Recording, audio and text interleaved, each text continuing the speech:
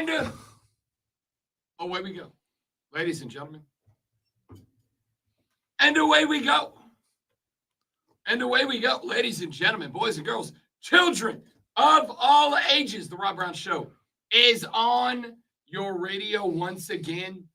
It is. By the way, that's up and that's on. I mean, it's in program and everything. Ain't worried about it. Welcome in, folks. Happy Thursday. I told you.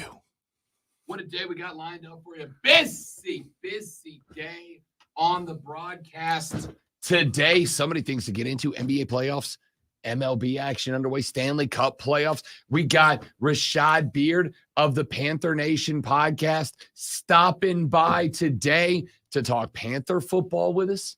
We got Fight Club with the great one Lonzo coming up at 9:20 this morning. And who knows what other fun and shenanigans we may get into along the way. Oh, can we have fun? Can we do that? Are we allowed try our best. I got to tell you. I I told you yesterday in the opening segment about the morning that I had yesterday. It was not a good one, or it was a very good one, depending on how how your perspectives about morning activities line up. And then yesterday I had like 3 different meetings and appointments, just a bunch of stuff I had to do yesterday afternoon. So Papa Bear didn't catch his nap yesterday, and he's a grumpy fellow this morning. I just am. I knew I stayed up too late last night. The Celtics were white hot last night, 16 threes in a win over the Heat. They finish off the Sans Jimmy Buckets Miami Heat last night. Then I was watching Luka and the Mavs put on a masterclass against the Clippers last night and was genuinely just enjoying basketball. And then eventually I looked over at the clock and I was like, oh, it's dramatically later than it should be. So, just not bad, just grumpy this morning. You know how it goes. You know how it is sometimes. You just don't catch the Z's you need, but that's okay. That's okay because we got a big show lined up today. We got a bunch of stuff we got to get into. We just mentioned some of it. We got to get into Lord Stanley's Cup playoffs as the Edmonton Oilers officially finish off the LA Kings last night. So I'd like to get into that. Dallas Stars win a few back-to-back to take a 3-2 lead over the Las Vegas Golden Knights. I want to get into that. But I also have some other stuff I want to get to. Baseball power rankings coming up later in the show. We are now officially a month into the season. And let's go ahead and take a look at our baseball power rankings. Braves get a good win last night. Had to get one back. They dropped a pair back-to-back against the Seattle Mariners to open up that series on the road. But they got one back last night, and the bats finally came back to life just a little bit, which is what our buddy Abe Gordon from 92.9 The Game in Atlanta told me yesterday. He said, hey, look, don't panic, man. Bats are going to come alive. There's too much pop in this offense. There's too much zip at the dish for this not to end up being a very good team. Too much. There's just too much going on for this not to end up being a team that's going to get to 100 wins. So they did yesterday. Ronald Acuna Jr. finally had a multi-hit performance. This is really interesting. Game 1 of this series against Seattle was the 11th multi-strikeout game of the season for Ronald Acuna Jr. Do you know how many he had last year in total? 10. And he played the whole year last year. I mean, he had had the off-miss game here and there, but by and large played the whole game last year or whole season last year. And we've made jokes. And I'm actually going to talk about this coming up here in a little while, probably next segment, to be honest with you, because I feel like the strategy for us today is let's just get it all out in the opening hour, right? Let's just get all the complaints. Let's shake it off. Like Tay says, let's get all the grumpy out in the first hour. All right. You talk about you? Yes. Okay. Yes, I am. All right. Yes, okay. I am. All right. Let's see if you can do it. I'm going to get all the grumpy out in hour 1 so that by the time we hit the hour 2, we're feeling real good. Okay. I don't like not feeling real good in the mornings. That's the whole premise of this show is supposed to be like a feel good morning. This whole morning is supposed, every morning show for us is supposed to make you feel good about being alive, even if you're mad about being awake this early in the AM. So I want to get all the negativity out. You know? Just get it out. Get it into the universe. Ronald Acuna Jr. played the overwhelming majority of the games last year, had 10 multi-strikeout games across the entire season. This year, he's on 11 already. More than the entire season last year. Matt Olson is a guy that's been flirting with the Mendoza line this year. That's mediocrity. A guy that led the league in dingus last year has been mediocre this year at the dish. Austin Riley taking a little while to get going. Ozzie Albies had a white-hot start to the season and then kind of flipped back to the mean, which is what most baseball players do. They go on runs here, they go on cold streaks there, and by the time that it's all said and done, by the time that it's all over, they're flirting with somewhere around their average, right? That's kind of the way baseball works. But that wasn't really the case last year. Last year, the Braves, especially the big names, Riley, Olson, Acuna Jr., etc., were almost always above average, like above average. And this year, they very much just are average. They just very much are average this year. However, they are average and yet maintain a lead in the NL East. Is there anything early that could be indicative of what this team is going to look like down the stretch? I would like to get into that later on in the show. There's a few more things I would like to get into. In the National Football League, should we, can we gauge the expectations for individual players based on fantasy football projections? Wow. For the record, the answer is yes. Wow. The answer is yes. What is fantasy football? How do you score points in fantasy football? Stats. Can you gauge it better by looking at Vegas? I don't know. I mean, I think you can do that with teams. All right. I think you can do that. Yeah, but if the team plays well, pretty good chance that those individual players are going to play well. Not necessarily. There are NFL teams that are built to win around a certain position, not because of. The Chiefs are a team that are built to win because of the quarterback position. That's not true of every team. Kyler Murray and the Cardinals have not been a team that's been built around winning around the quarterback. They haven't won at all, but they're not built around that. Poor Marvin. I don't know. What if he's the key to unlocking Kyler? Hey, I hope he is, because that means he does well, and then Kyler has stayed healthy. We are going to talk about that later on in the show, because I think that is a fantastic and very interesting look. Let's look at Kyler Murray's early fantasy projections and see what they look like compared to last year based on the addition of Marvin Harrison Jr. to the lineup. What about Russell Wilson's in Pittsburgh? Are they better? Are they higher or lower than they were during this same period of time last year going into Denver? I would like to get into that a little bit later on in the show. Dan Wetzel put up a column that I found interesting, because I realized as I read it last night that I simultaneously agree and disagree with him about something. He popped off, as a lot of people have. In fact, yesterday I was on BetMGM Tonight last night with Trista Ryan and Nick. And they said, all right, Rob Brown, we want to talk NFL draft with you, but we're going to let you set the topic. What do you want to talk about? And I said, well, I don't know how I talk about anything. Rob Brown, what do you want to talk about? What do you want to talk about? I said, I don't know how I can talk about anything other than the Michael Penix Jr. selection at 8 for Atlanta. And they said, how did we know that that's what you were going to go with? Wait, has your hatred gone nationwide? So they already knew? No, they did. Okay. Because they know now, right? They thought that I was going to go bananas on that pick like everybody else has. And I said, whoa, hang on. I'm not. I actually support that pick. I actually think that's a good pick. Now, they all know I'm a big Saints fan. I haven't held that back from them in the past. And I don't exactly keep a secret my dying hatred of the Atlanta Falcons.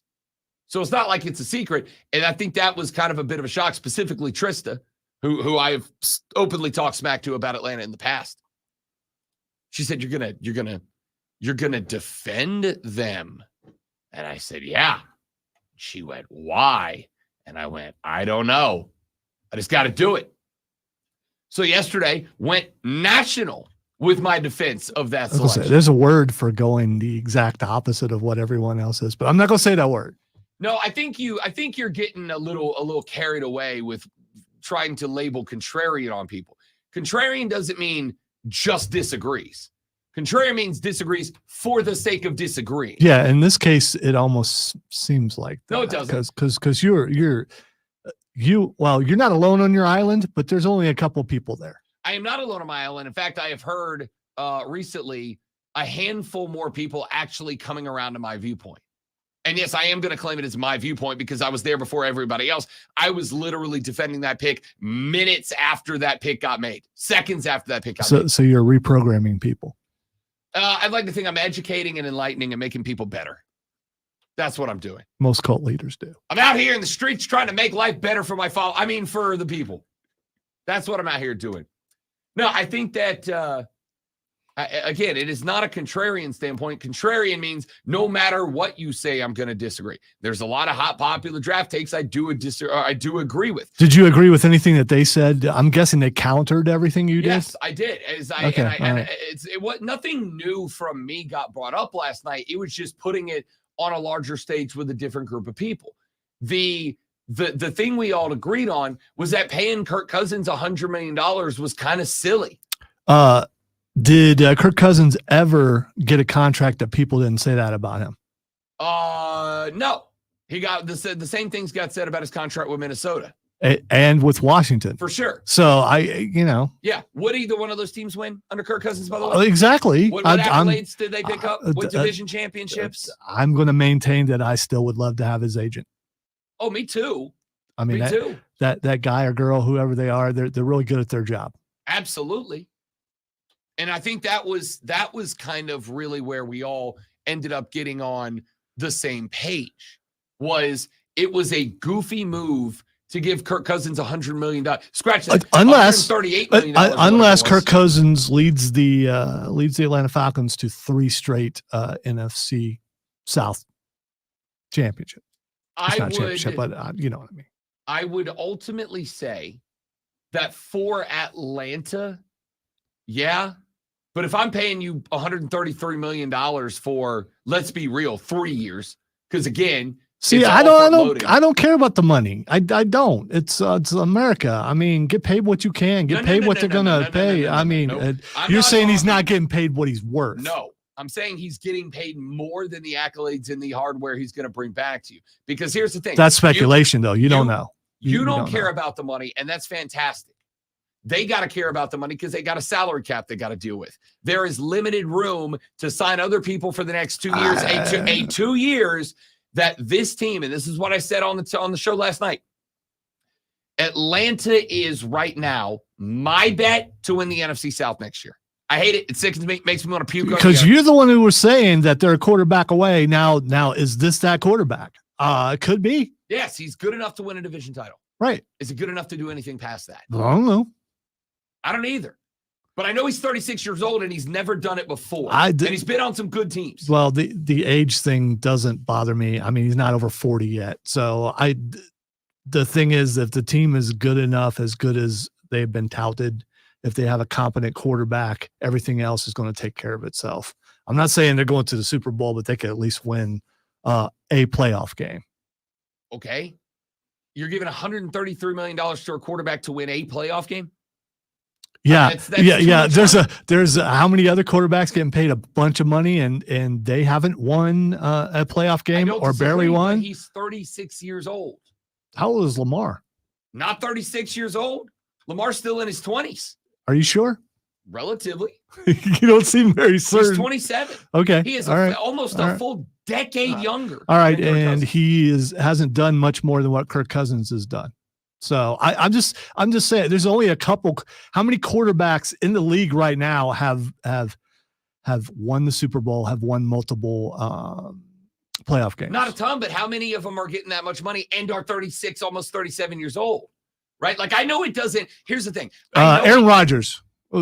Who has done what? Won the Super Bowl. Thank you. Yes. But he's that old. He's won the Super Bowl and got a pretty big contract. Yes, and Aaron Rodgers is in the discussion of the Brady Breeze Manning. He caliber, is. No, right? I agree. Which is what I've said. I'm not inconsistent. But there's not very many people up there on that level. Right. So I agree. That's what I'm saying. That's why it's ridiculous to pay Kirk Cousins the same amount that Baltimore's paying Lamar Jackson. Then you should no, it's not, because he's done about the same thing that Lamar Jackson has done. You could blame this on Deshaun Watson. Oh, no. I blame it on the Cleveland Browns ownership. Yeah, well, yeah. So that we're clear.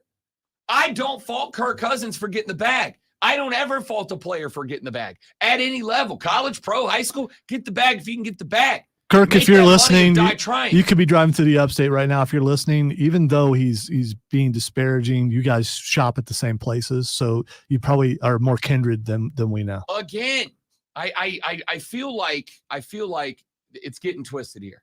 I like Kirk Cousins. We are Costco bros. We are Kirkland bros. We are what's the other one? Coles bros. All right. Coles Cash. Yeah, I'm a big. That. There's a lot that Kirk Cousins and I have in common. I like the guy a lot. That does not mean that the Falcons aren't silly for paying him $133 guaranteed $1 million.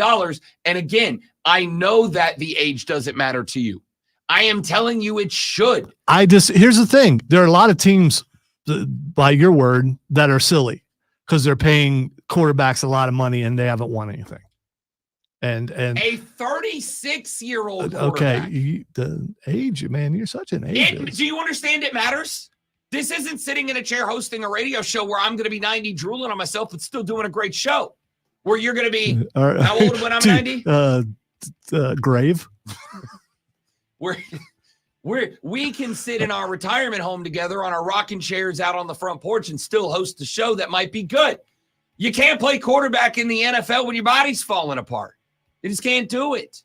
And at 36, 99% of guys' bodies are falling apart. That's just reality. Sorry. It is what it is. All right, we'll talk more NFL quarterback and stuff later in the show. We'll talk more draft stuff later on in the show. When we come back in a minute, there was a very interesting development in a Georgia baseball game. And I know you guys don't care about Georgia baseball, but you care about this because the fans may have just made it much harder for Georgia baseball to win. I'll tell you about a weird story when we come back on the Rob Brown Show on the Fan Upstate. Mike, what's up, big dog? Welcome in. Good to have you, buddy. Oops. Son of a... Wait, I turned it off. No, I didn't turn mine off yet. Oh. Just hesitate just a little bit. The first thing is if you don't hear that, I don't have them up very much, so it's all my fault. I want to do better. You said to get all this stuff out, out of the way. Get it all out now. We're getting it all out. So I'm gonna do better. I really am. How old will I be when you're 90?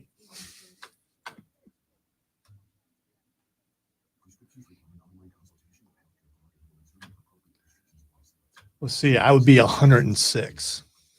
Oh, you might still be around. I might. I have some long-lived relatives. I have an uncle who lived to like 112, an aunt who lived to like 108. So it's possible. Not if I feel like this. I don't think I want to be, but technology and things may have improved to a degree to where I can be living in the virtual world at that moment. Plug your consciousness in. Have you seen the Air Force commercials where there's an old man squadron, they look like they're in the 70s, and they put on the VR? That is so cool. I want that in real life.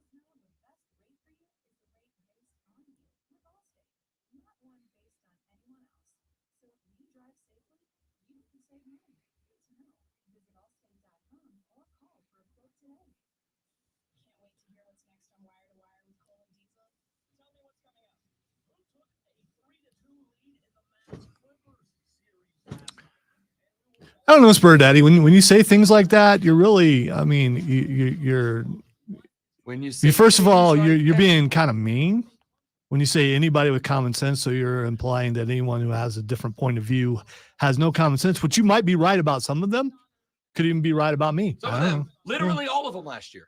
Literally every 36-year-old quarterback did not finish the season last year. Yeah, there's a bunch of people younger than that didn't. I understand. Yeah. But again, the okay. All right, my man Spur Daddy popped up in the chat just a minute ago. Facebook.com/thefanupstate, Twitter.com/thefanupstate, or Twitch. The Rob And Brown he Show YouTube. called everybody stupid. I'm sorry. I'm gonna stop. No. I'm You have turning to it stop. off. You have to stop. He popped up on the chat. Said anybody with common sense knows the Falcons drafted Penix because they don't trust Cousins' health to hold up. So they overpaid for a 36-year-old with a repaired Achilles that could pop again. And Lonzo took exception, saying the common sense thing is a bit insulting. And I'm going to say that Spur Daddy, if you take the anybody with common sense off, everything else he said is 100,000% correct. I think that's the point. That to me, I don't know how it's possible to feel differently than that. I don't. And I'm open to arguments, as I always am. But the guy's 36 years old. And then Lonzo said during the break, he said there's a lot of other guys out there. The point is that correct. There were 4 guys last year that were 36. I brought this up on that show last night too. 4 starters that entered week 1 that were 36 years of age or older last year. 0 of them finished the season as the starter. 2 of them had their Achilles pop, Rodgers and Cousins. 2 of them got benched, Tannehill and Wilson. Now, the only one of them that might have been performing to finish the season was Russell Wilson. And I will acknowledge to you, Russell Wilson got benched because of team, I don't know what word do we use? Politics. They didn't want to pay him. Yeah, pretty much. Yeah. Team politics. He got benched because the team didn't want to play him. They knew they were going to bump the guy. He was out of there. That's why he didn't get paid, not because he was bad. Because Russell Wilson was not bad last year. I've made that argument over and over and over. He wasn't great. I was going to say, it depends on what your level is and what you consider bad, but okay. He wasn't great, but he was not bad.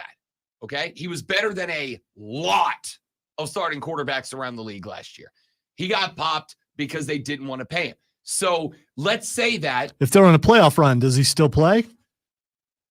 Probably not, because then they would have hit all the benchmarks to pay him even more money than the $85 million in dead cap they got to pay him now. Didn't have to worry about it, though, because didn't have to worry about it because the team stank. And he's not that good. And Sean Payton's a fraud. So all of that put together, regardless of why it didn't happen. Look at you, Rashad Hayden. Oh, certified hater mode. That's what you're doing. Actually, wait a minute. Actually, I finally got around to pulling that clip. I can add that. I can add that to the list now, if I remember. The fact that you have to look for it, though, it just kind of I'll find it. It's slowly losing steam. Yeah, I know. At this point, I can't use it in this particular. Another opportunity will rear its head. Yes, I'm sure. It will, very frequently. So the thought for me here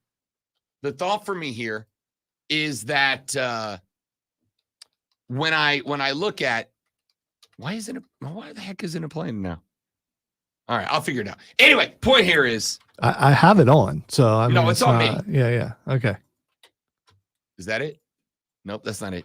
I'll get it. Whatever. Point. I gotta finish this thought. Would you like me to send engineering? No, I got it. Okay. I can't bother him again for no reason. So it's a good the thought reason. here is 4 starting quarterbacks at 36 years of age entered the season last year. 0 of them finished the season.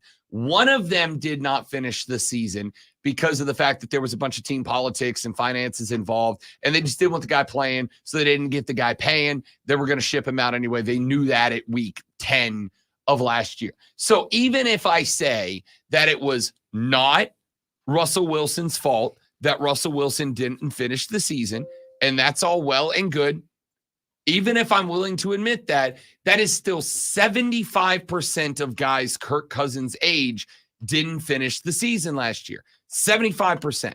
Now, if I asked you to give me $1 million of your money, we know Lonzo's got it. If I asked you to give me $1 million of your money on an investment that was 25% likely to return that money? Would you do it? Probably not. Probably not. You're probably not going to do it. I'd have to consult with my think tank and, all my advisors and things, but more than likely no. I mean, we can check with Miss Lisa, but I'm pretty sure she's going to say no too. I'm just, if I were said millionaire, I probably would have those kind of people. But you're right. She's my people. However you slice it and dice it, however you cook it up, the reality is that is a 25% chance, according to last year's numbers, that Kirk Cousins finishes the year at all. All right, I'm just going to bring up Peyton Manning, who had no business of being on Denver and was able to win a Super Bowl. Couldn't throw the ball like to that wall. It's having the right leader back there. Leadership matters also. You are picking, not when it comes to health. I can't go, come on, Achilles, you can do it. I believe in you, Achilles. It's the power of positive thinking. Come on, kneecap. Stay in one place, kneecap. Power of positivity, quad. I believe in you. It's a new day. Yes, it is. That's not how it works. You can't goodwill your way to health. Can't do it. It's not how it works. So the point here to respond to that side of it is that you picked one of the most elite quarterbacks of all time and then compared Kirk Cousins to him. No. Kirk Cousins is not in the same stratosphere as Peyton Breeze Manning or Brady. By the way, Rodgers. I don't put Peyton Manning up on that level. So I can do that. What I'm saying is it's been done before with an older quarterback. It's going to be done again. The age thing is going to go out the window for you eventually because of how healthy people are, how much they take care of their bodies. I know he's coming off of an injury, but we're going to see more, and we are seeing more older quarterbacks. Back in the day, it was Warren Moon, and that was it. And now we're starting to see more and more older quarterbacks because they're able to take care of themselves and with new technology and all that kind of stuff. So eventually your argument will no longer exist. All right, burn that bridge when we get there. But it ain't $130 million worth of 36-year-old quarterback today. All I give a damn about is today, this year. This year, the Falcons can win the division. Next year, the Falcons can win the division. 3 years from now, they can't because Spencer Rattler will be starting in New Orleans and Dennis Allen won't be the coach and we're winning everything because Spence is the first ballot Hall of Fame guy. But the point here is for this year and for next year, the Falcons are good enough to win the NFC South. They're better than the Carolina Panthers. They're better than the New Orleans Saints. I can acknowledge that because I take off my fan cap at the mic.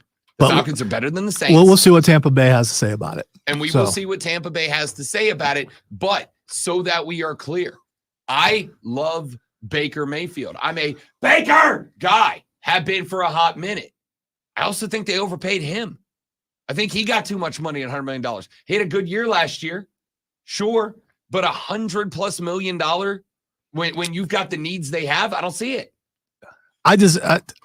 If certified hater mode, there it is. You got it. Good for you. If someone in our building got a whole lot of money, would I be jealous? Yeah, because I don't get any. But at the same time, I'm not going to say, well, if you compare it to other DJs or other talk show hosts, and you just overpaid them. Why would they do that? Dude, if a overnight producer on our last place station was getting paid 4 times the amount that you were getting paid, you would not walk in here and go, great bag, man. Good job. Dude, everyone makes more money than me. This is not going to work. The hypothetical killer. No. This is literal and factual. That's fine. Yeah. But in a metaphorical world that we are adventuring into, like the brave crusaders we are right now, let's be real. If a 2 to 6 a.m. producer, not hybrid guy, not guy who's participating on the show, just a board monkey, was in here getting paid 5 times your salary and you didn't have a problem with that, I'd be worried about you at that point. I'd be asking questions about you at that point. So you're not already asking questions about me. Sometimes that's true. It is what it is. We've had that conversation. Here's the point, kids. The point is, and I don't know how we ended up down this road again. Yes, I do. Spur Daddy's comment. The reason they drafted Michael Penix Jr. is because, yes, the Falcons don't trust a 36-year-old, will be 37 in the course of the season next year, quarterback with a bummed Achilles already. No, the Falcons are liars, man. That's what they are. They're liars. They told Kirk Cousins, come here. We're going to do everything so we can win. And then they went out and did not get him another piece of the puzzle to help him. Instead, they went out and got the future for them. What they're saying is, we're going to pay you all this money. And come in, you're our guy. You're our guy. Oh, look, there's another guy. We're going to bring him in. We're not going to get a receiver for you. We're not going to get another piece for the defense. The Falcons are liars. That's what they are. What if I told you that you could throw stuff at winning now while simultaneously giving a damn about your franchise in the future? We have this mentality that you have to pick one. The one thing that drives me most crazy about this country is we are a polar country. You are either A or you are B. There is no middle ground. There's no gray area. There's no nuance. You're either A or B. You're either concerned about winning now or concerned about winning in the future, but you can't be both. What if I told you that the reason, and again, I've said this over and over, the reason Kirk Cousins' contract is structured the way it is so that they can win now, but they also know he's not going to be Peyton Manning when he's 40. Okay, Tom Brady when he's 40, Drew Brees when he's 40. And so getting Michael Penix now when they don't have a first-round pick next year, probably, maybe, is setting them up for the future. You can do both. You should do both. You should invest for the now and for the future. That's smart investments. They made a smart investment by getting ready for 2026 while they prepare to win in 2024. Did the tectonic plates and all that stuff shift? We're now a polar country. I mean, I just polarized. Yeah, that's probably maybe a little. One of us, maybe both of us. Back after this on the Rob Brown Show with the Fan Upstate. By the way, Spur Daddy, I didn't think you were calling me stupid, but I did get your comment on the air. You're welcome.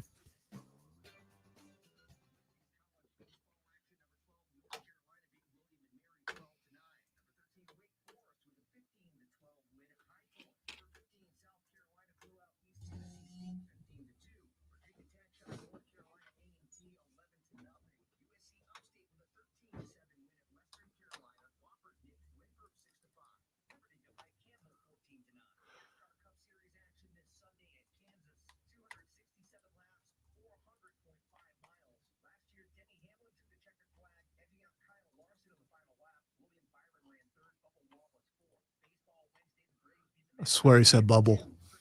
Bubble Wallace. I'm pretty sure he said bubble. Daggum bubble. Bubble Wallace going to win it all. I don't think that thing is working that Tim, I just did it so he'd leave me alone.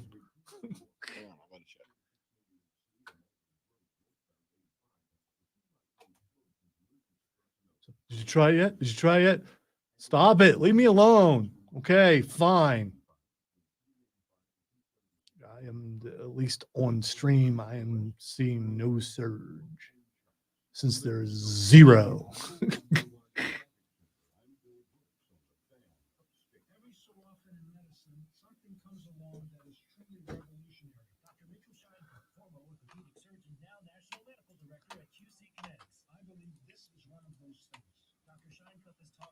I don't think it even does what he's.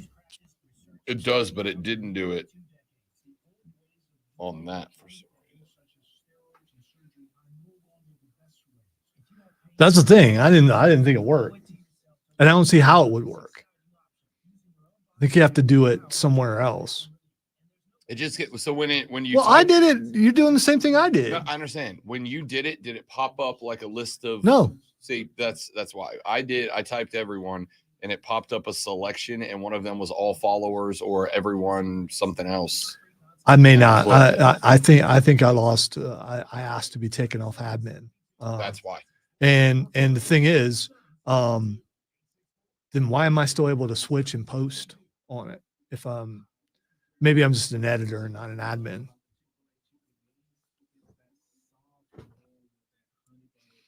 We had an argument early on when social media had first started because I was having a back and forth with Clemson fans, and one of the hosts at the time really got upset about it because I was being too personable, and they did the same thing all the time, but they did it at other things.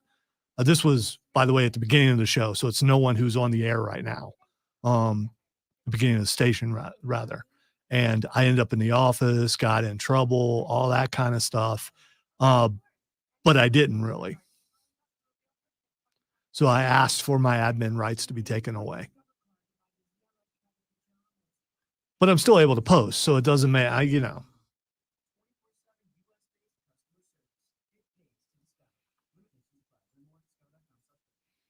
And if anyone's listening who's a Clemson fan and wonders why I come at Clemson so much, it's because of stuff like that. I also got in trouble one time on another station when I was asked to say something controversial, and I said Clemson sucks, and then I ended up in the office. Because that particular host was a Clemson fan, and she tried to get me fired over saying it. So, I mean, those type things will make you not like it.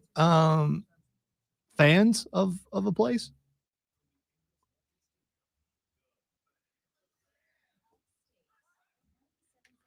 And since I am Captain Grudge, I mean, Colonel Grudge, when you promote yourself. Well, at the time, I probably was only a captain. Yeah.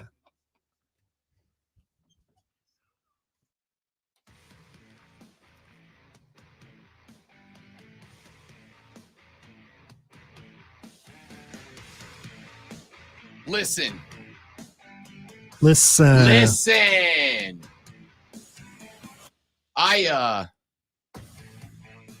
I don't go in. Way to wait for the beat to like drop. That was really good. I don't frequently go in for superficial segments. And when I say superficial segments, I'm talking about people's looks, talking about people's tats, talking about people's clothes, whatever. I'm a very live and let live guy. I do not care what you do. Okay? I don't. I try to judge you by your character, not your appearance. Unless you don't bathe, then there's a problem. But maybe that's I read an article the other day that said scientists say, and even I had my senses challenged for a minute. Scientists say that once a day showering is performative. It does nothing for your health and cleanliness. I'm like, you don't work with the people I work with, scientists. It definitely does something for your smell. Yeah. I mean, Why don't you come to the petri dish that is most of the people I'm around on a regular basis? See how you change your opinion. It doesn't mean me. I shower daily. So it's here's who I am talking about. LaMelo Ball. Have you seen this? Have you seen what I'm about to talk about? No, I have not. Oh, good. Oh, goody, goody, good. Ladies and gentlemen, I like for you to come to the stream. If you haven't seen this yet, you must come to the stream. Like now. You need to come to the stream right now. Facebook.com/TheFanUpstate, Twitter.com/TheFanUpstate, The Fan Upstate on YouTube, The Rob Brown Show on YouTube or on Twitch. I need you to come to the stream right now because I am about to share something that not only do I think are you going to want to see, but I think that you are going to want to see the look on the face of the great one when he sees this thing. Now, let me set it up. I'm a tattoo guy. I've only got a couple, but I'm currently in the process of planning out number 3. And once I get 3, I know the itch is going to kick. Then 4 is coming down the pipe. Tramp stamp? Yeah, it's going to say Carpe Diem right across the top. There you go. Yeah. No.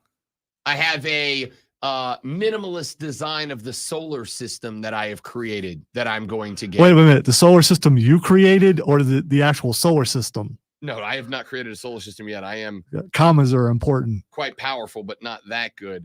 Not yet. It is a goal. That. Okay. Just a little minimalist. All right. Design with of the those solar system. with those colors.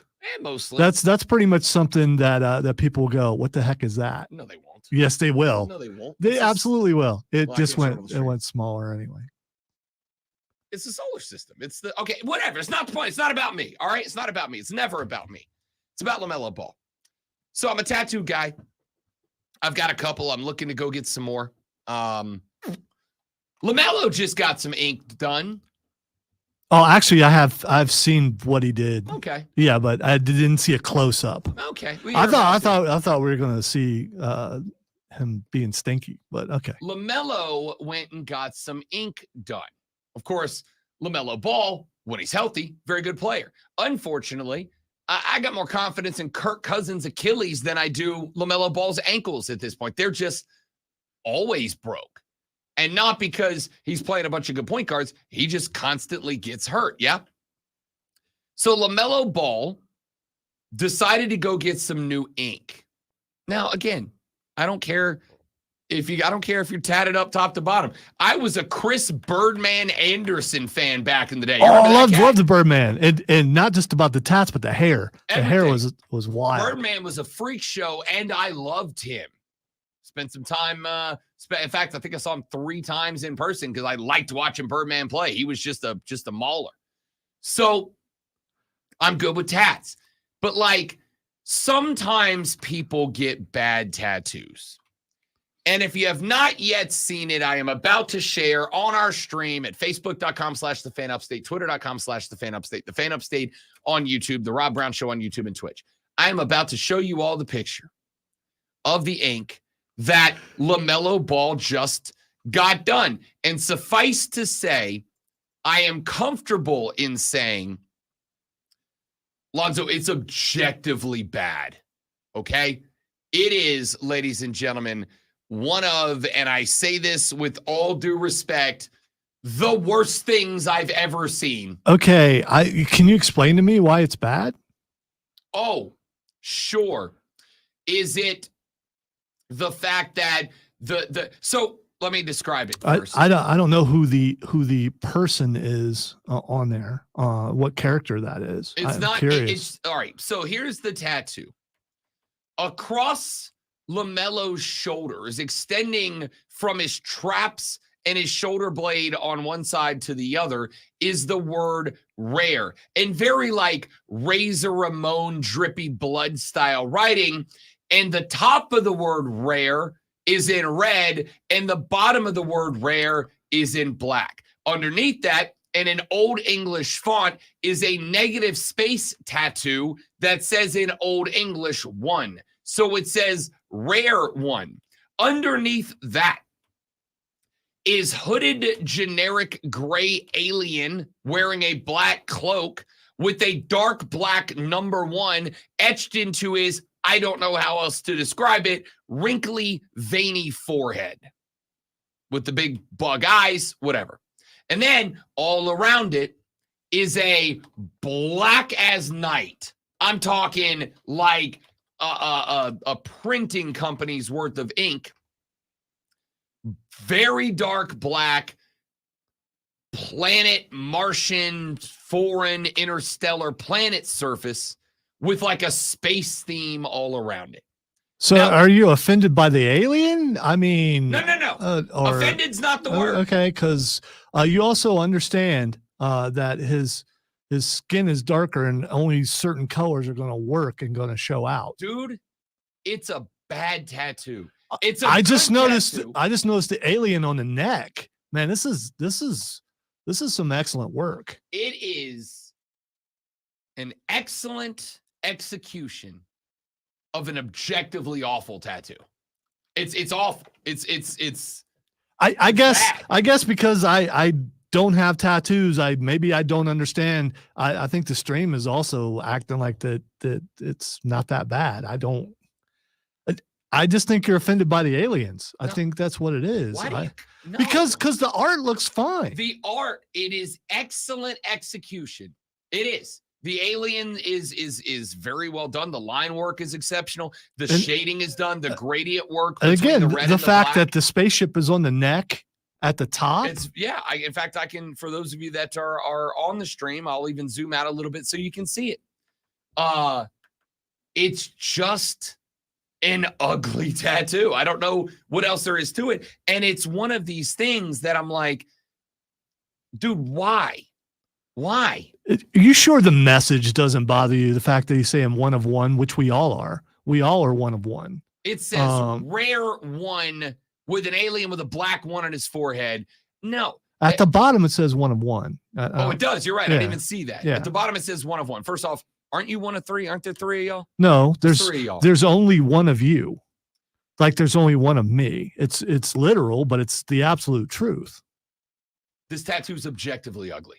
Objectively. It's not, to me, it's not even subjective. It is an objectively ugly tattoo. James says LaMelo will be in street clothes the majority of the season, so it won't be seen that much. Actually, he's got a better shot of, well, anyway.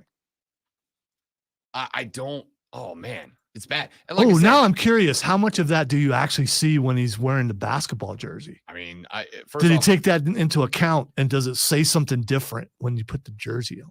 What's it going to say? It's going to say R on his left shoulder and E on his right. And by the way, earlier someone, I think it was James or someone earlier in the comments thought it said Dare. So did I. And I was thinking, it is very similar to the old Dare logo. Yeah, that's what sure. I didn't notice the parts that turned to black or at the bottom of the letters. Yeah, yeah. So it fades down from red into black in the words that say rare in what is, yes, it is. It confused me when I first saw it as well. The old Dare font. Texter just said it looks like it says Dade 1. It kind of does. He might be from Dade County. I don't know. The other thing is, to me, tattoos they're art. They're absolutely art put on a live canvas, and so it's going to be very subjective according to what you view as art. And I kind of like it. And see, that bothers you. And it does, because it's an ugly ass tattoo. Well, again, if you're gonna do it in a way that stands out, and that's what he's done. I'll say. Look, and again, if you're not watching the stream, we're showing the picture on the stream right now. If you haven't seen it, you're welcome to come to the stream and check it out. Dude, this is the here's the thing. I would read that comic book. That's all I'm saying. I would 100% go to this artist to get work done. And I'll tell you, one of the things that I'm noticing that I very like in the word rare up top, which I also don't understand why the choice to have the red fade into black in the letters, because then the black in the bottom of the letters just blends into the rest of the tattoo. But the negative space and a negative space tattoo is when you have a tattoo and then you actually leave your natural skin color as part of the tattoo shining through. The natural space, which is the outline of those letters, that's just his skin color coming through, is phenomenal work and very difficult to do. 100,000%. When I get the next ink, I would go to the artist who did it. It is not the work, because the work's phenomenal. It's just too damn much, LaMelo. Do they have to shave your hair before they do a tattoo? Yes. Oh, okay. So when you get your next tattoo, are you going to have hair shaved? It depends on where I put it. I was trying to put it somewhere with hair. Yes. I was trying to sleuth there. I honestly haven't decided where I'm putting the next one. Okay. Here's where I know I'm not putting it. My entire ass back. My whole back. I was going to say, I think you should have worded that differently. His didn't go all the way around his ass. Yeah. He's got it all the way down. The one of one is a tramp stamp. Everything above that is his whole back. And when I say back, I mean his entire back, the back of his neck, the back of his arms, the back of his forearms, all the way down. And I'll even go one step further. Like, I'll tell you this, little skelly bro down here in the base of the right arm. I dig that a lot. I like that a lot. People will copy this. People will get similar tattoos. Oh, for sure. People are copycats. This will set a trend that will really drive Rob crazy. The Ayatollah of rock and roll says the mixing of fonts and colors with the lettering is annoying. It's too much. I would even go one step further. If he would have done rare one and the rare would have been in the same old English font as the one, that probably would have cleaned it up a lot for me. That would have probably made it a lot but if better. you're going to make your words red on your skin to make it look like blood, which is the dripping does that. I mean, I would have made it all red, but still, look, I I like the old English of the LM over there. I like the old English of the B over here. Like I really like individual. I like the negative space crosses he's got on the form. Like there's a lot of individual aspects of this thing that I think are dope. But overall, it's a train wreck, LaMelo. I'm just gonna say when he's 50, it's still gonna look as good. There are no. If things droop in places, it's probably still gonna say the same thing. I think more people should consider that before they get something. For sure. Listen, when they're 19, let's get that, and that's then when they're 36, they look at it and go, oh no. That's why the places I have in our getting ink are the places that aren't going to be overwhelmingly saggy. All right, I'm not getting my name down across my gutter. Well, I was just looking at the letters on your arm, seeing that when you're 75 and the skin is drooping, you know, it's going to say. It's bad, dude. It's bad. It's bad. It's a bad tattoo. It's bad enough that I decided to do a visual segment on an audio medium about it. That's how bad this tat is. This is one of those things, again, art is, I think, about perspective, and I don't understand why you think it's bad. Just like you don't understand why I don't think it's bad. It's a train wreck. I saw that. I thought it was going to be something about hygiene when you were teasing the segment, and then it's just that, and it's like, yeah, whatever, dude. It's your body, do what you want to do. Oh, listen, I'm not saying it's not. I am 100% a your body, your choice guy. You want to throw that on there, go do your thing. It's your life. You're the one that's how much you think that costed? Easy $3.5, $4 grand. Easy $4 grand. That's probably more than that. Easy $4 grand, if not more. How long did that take? Multiple sittings of 8 hours a day. And it hurt. Which he had time because he was injured quite a bit. Wouldn't do anything else this year. Yeah, you know. It would have been really cool if the tattoo artist was doing it while he was sitting on the bench. Again, had time. And that's it. Russell just said, I get it. There's so much going on that you can't focus anywhere on this tat. It's way too busy. I think if you took some element away, if you took the alien away. By the way, that's my focus. The first thing I notice is the alien. I don't notice the letters or anything. That's the first. I don't know if that's intentional, but what was the first thing you noticed? And I know you can say everything. The lettering. But okay. The lettering. So my eyes were drawn to the alien. Again. And after that, the crosses on the elbows, which I think is kind of cool. Bleeping train wreck. I think more wrestlers should put crosses on their elbows because that'd be pretty cool when you're doing an elbow drop. And from the top rope, and you would see the cross on the elbow. They're negative space crosses, which mean it's all tattooed around, and the cross is actually his natural skin color coming through. I actually think that's a very cool look. I, for years, really wanted full sleeve tats. Unfortunately, I'm just too skinny of a white dude to do it. You gotta kind of have some damn arms to do it. You know, when he's shooting threes, you're going to see those crosses right there on the.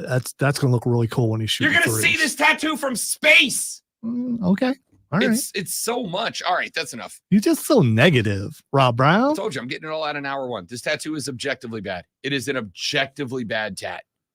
LaMelo, what are you doing, my guy? If your objective was to convince everyone that it was bad, I don't think it worked, because I think there's some people out there who have found some positivity in that tattoo. As James said, the work ain't bad. It's the idea. That's it. I would 100% go to that artist. I would avoid that tattoo for my life. That's woof. All right, we got to take a break. Hour number 2 coming up. Water Cooler Cheat Sheet, top 3 sports stories that you need to know before we get back to everything else we got to talk about. We got some more NFL draft talk I want to get into. Rashad Beard joining us at 8:40 to talk Carolina Panther football. 9:20, we got Fight Club coming up. All that and more. All of that after Lonzo blows your mind with this sports flash. Yeah, if that happens, you were on the edge of breakdown already. The Boston Celtics finished off their series against the Miami Heat with a 118-84 win last night after losing Game 2 in Boston. The Celtics won 3 straight, including 2 in a row in Miami. Boston hit 16 threes. That's 16, while Miami only had 3. The Celtics across their 4 victories trailed for a total of only 56 seconds. Dallas Mavericks hold a 3-2 series lead after dominating the Clippers last night, 123-93. Luka Doncic had 35 points, 10 assists, and 7 boards in the win, while no Clippers scored more than 15 points. make sure you tune in today, this afternoon, for our new afternoon show. It is Wire to Wire with Cole Bryson and Diesel, except for Diesel's not there today. Get you up to date on the latest local and national sports news. Great guests, great debate, and it's all Wire to Wire.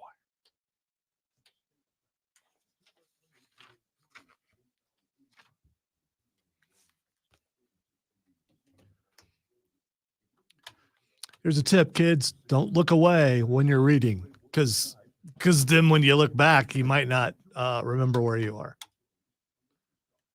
I think I'd have that memorized by now.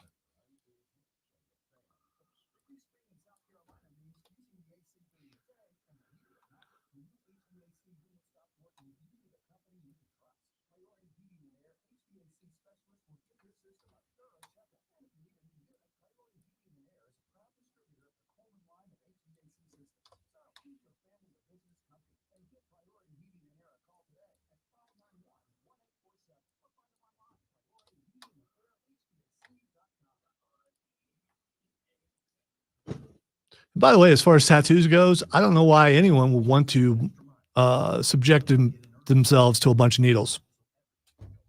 Call me a wimp. I don't care. I just, is it a proof of manhood? I don't know what it is. Is it, I like pain? I don't know. I heard enough. I don't need, to do that. And plus, how many people go, oh, that was a great idea at the time, and then later on they're trying to cover it up and things like that.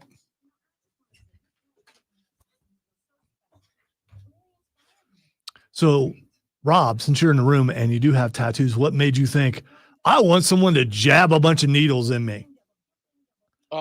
It depends on what you want. The fleur-de-lis on my back is because it is representative of where I come. It is a fleur-de-lis that looks like I get the because idea. It is a symbol that displays a part of who I am. You never thought that it might hurt?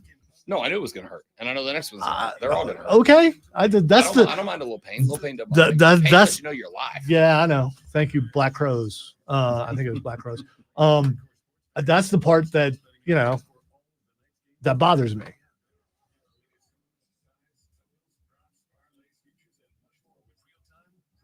Pain lets you know you're alive. No, by the way, I'm not hating on tattoos. I just don't understand the mentality it takes to want to hurt on purpose. Good morning, Jesse.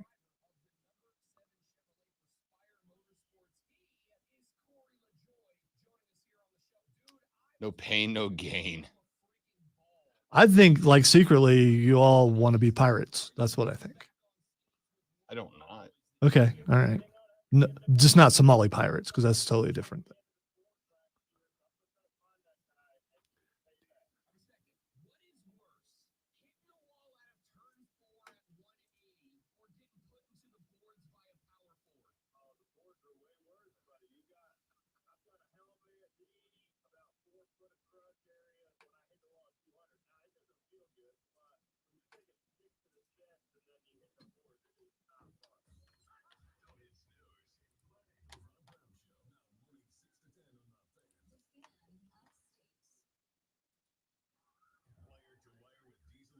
The sad part is the whole time you were in the beginning, you're talking about it's just pretty fly for a white guy was just in my head because he's getting a tattoo, he's getting ink done.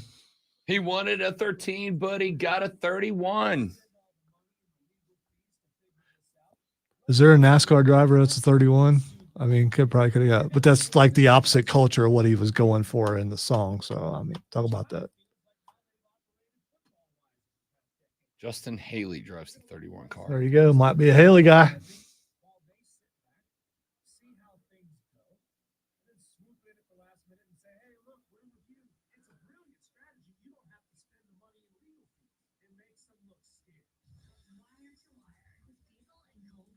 I saw Diesel, since he's on vacation for a couple of days. I saw him say he's going to that restaurant that Tepper went to. Is he? Yeah, when he's going through Charlotte. We never actually talked about that, did we? Yeah, we did. With Rashad. Oh, that's right, we did.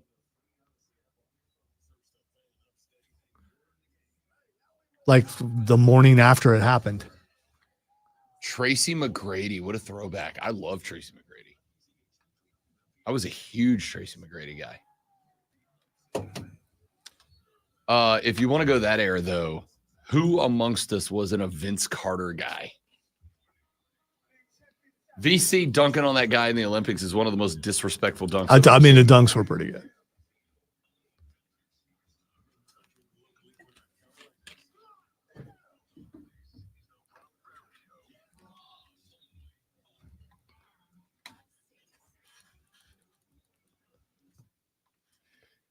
And off we go into hour number 2, ladies and gentlemen. Welcome back. The Money Hour of the Rob Brown Radio program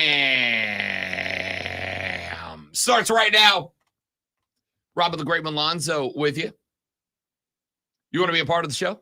844-326-3663, 844-FANFONE. That is the number to the renewal by Anderson of the Carolinas fan phone. Text us 71307. Start your text with FAN, F-A-N, FAN, F-A-N. We will read them on the air. You can shoot me a tweet at The Rob Brown Show. You can shoot Zoe a tweet at Lonzo on Word. You can get to everybody up in here at The Fan Upstate on Twitter. If you want to go in that direction, you are welcome to do it. All of those are viable options to get in touch with the radio broadcast today. But, my friends, it's 7:01 in the AM portion of the day. You were less than an hour away from showing up to the office, from logging into that computer, from leaning back in that chair. Because, you know, as soon as you open up Microsoft Outlook, you're going to get hit with like 11 emails from people that need things. And all of those things they need require you to do things. And you don't want to do those things. I know, but you got to. It's work. It's a job. It's how it works. So I want you to do one of those things. Just get one of those things done, and then it's break time. Walk down the hall, find your favorite coworker that you love to talk sports with. Maybe it's Dan down in shipping and receiving. Maybe it's Ellen who works over in, I don't know, accounts receivable. Whatever. Go find your favorite coworker. Tell them it's time to take a break and talk some sports.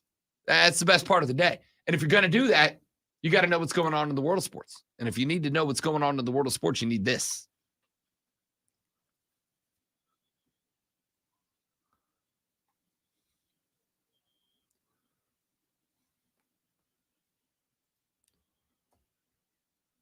Girl.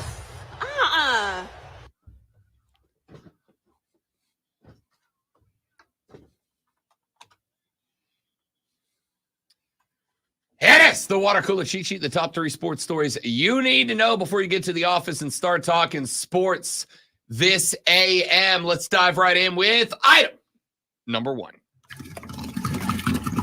The NBA playoffs roll on. Just a couple of games last night. One of them, round 1, game 5 over in the East. The Miami Celtics finally put away the Miami Heat. Did I say the Miami Celtics? The Boston Celtics. You did, but yeah, you know what I meant. The Boston Celtics put away the Miami Heat 118-84. Your final in that one. Listen, this was never a series.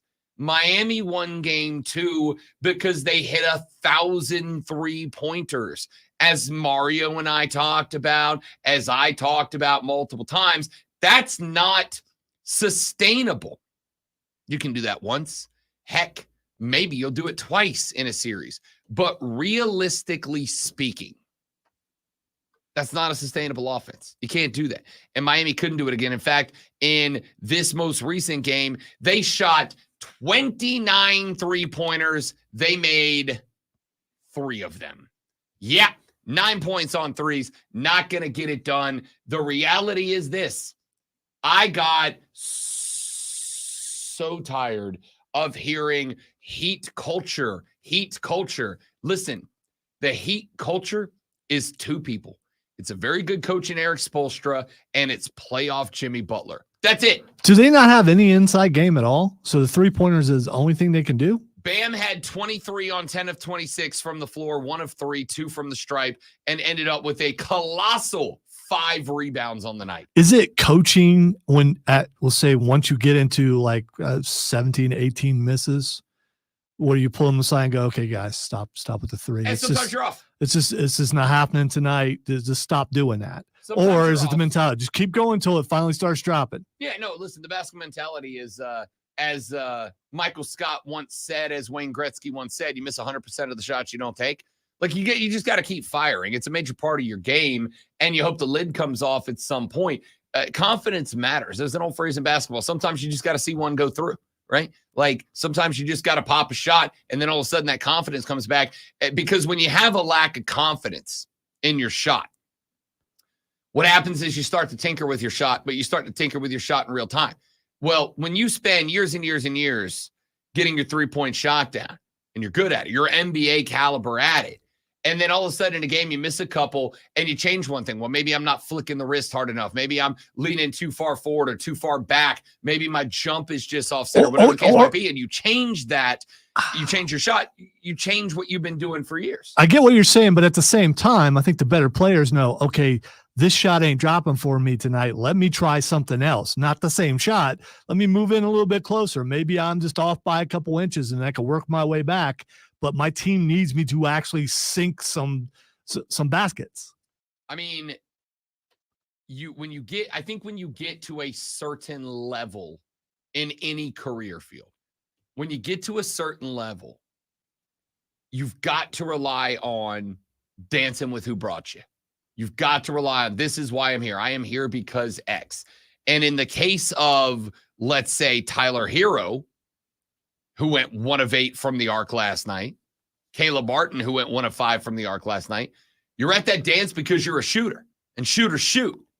And having confidence in your shot, even when it's not going well, is something that when I was coaching young players, look, if you're a three-point shooter and I know you're a three-point shooter and I know you've got a three-point shot and I know you're a good three-point shot, if you go into a game and you start out 0 for 7, hell no, keep shooting. Keep shooting. I want you to keep shooting because at some point, what got you here, what made you a good three-point shooter is going to shine through. Every athlete goes through something. It's like Ronald Acuna Jr. at the dish for the Braves this year. Last year, he had 10 multi-strikeout games. This year, he's already 11. Do you want me to change anything about what the reigning defending NL MVP did? Not a damn thing, dude. Here's the thing. When there is no tomorrow, and there wasn't one, right? Nope. Elimination. Right. So if there is no tomorrow, you got to go with something else. If you finally figure out this ain't working, we're going home. Let me try something else. The problem with that and what you had with the Celtics last night is that they were also scoring every time down. And so if you get to a point where you're trading 2-2-2-2-2-2-2, you never gain a lead. You're not netting a positive. By the way, I get that, but basketball, like any sport, it's about momentum. You start sinking some points, then at least you start getting some confidence back. Even though you're really not chipping away, but you're still putting some points up, which in your mind you're going, okay, I can sink some buckets. I get it, but no, I'm a shooter shoot kind of guy. You let shooters shoot. Miami tried to do that last night. 29 threes lifted, just 3 made. That is 10% from the arc. And of course, the other thing that happens when you're so reliant on the 3-point shot is you don't go to the stripe as many times either. Only 10 free throws shot last night. Not that it would have mattered. They would have needed like 30 more free throws for that to be a contributing factor, but that is just the reality. See, they just showed Steph on I'm seeing Steph on the commercial. You know what he does? He makes other shots other than 3-pointers. Sure, but Tyler Hero ain't Steph Curry. I mean, he's got a shot. It's a 3. It's a defended contested 3, and you go make it. It's not making. I still got to have you do your thing. All right, over in the other game, 123-93 winners. The Dallas Mavericks absolutely clobber the LA Clippers. Playoff P showed up the other night with 33 points along with James Harden. Last night, they had 15 and 7 respectively in this one. George was 4 of 13 and 2 of 6 from deep for 15. James Harden, 2 of 12, 1 of 7 from the arc for a total of 7 points. He did have 7 dimes in this game as well. But it was once again the Luka Doncic show. 14 of 26, 2 of 8 from deep, 5 from the stripe, had 10 assists, 7 boards, and 35 points overall as the Mavs roll the Clippers by 30 points in this one. Dallas takes a 3-2 series lead.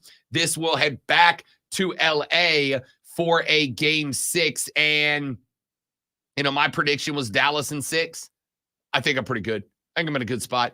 Hey, listen, I'm absolutely concerned playoff P shows back up in LA, because if they, next one's in Dallas. I apologize. I got it backwards. This one's Dallas.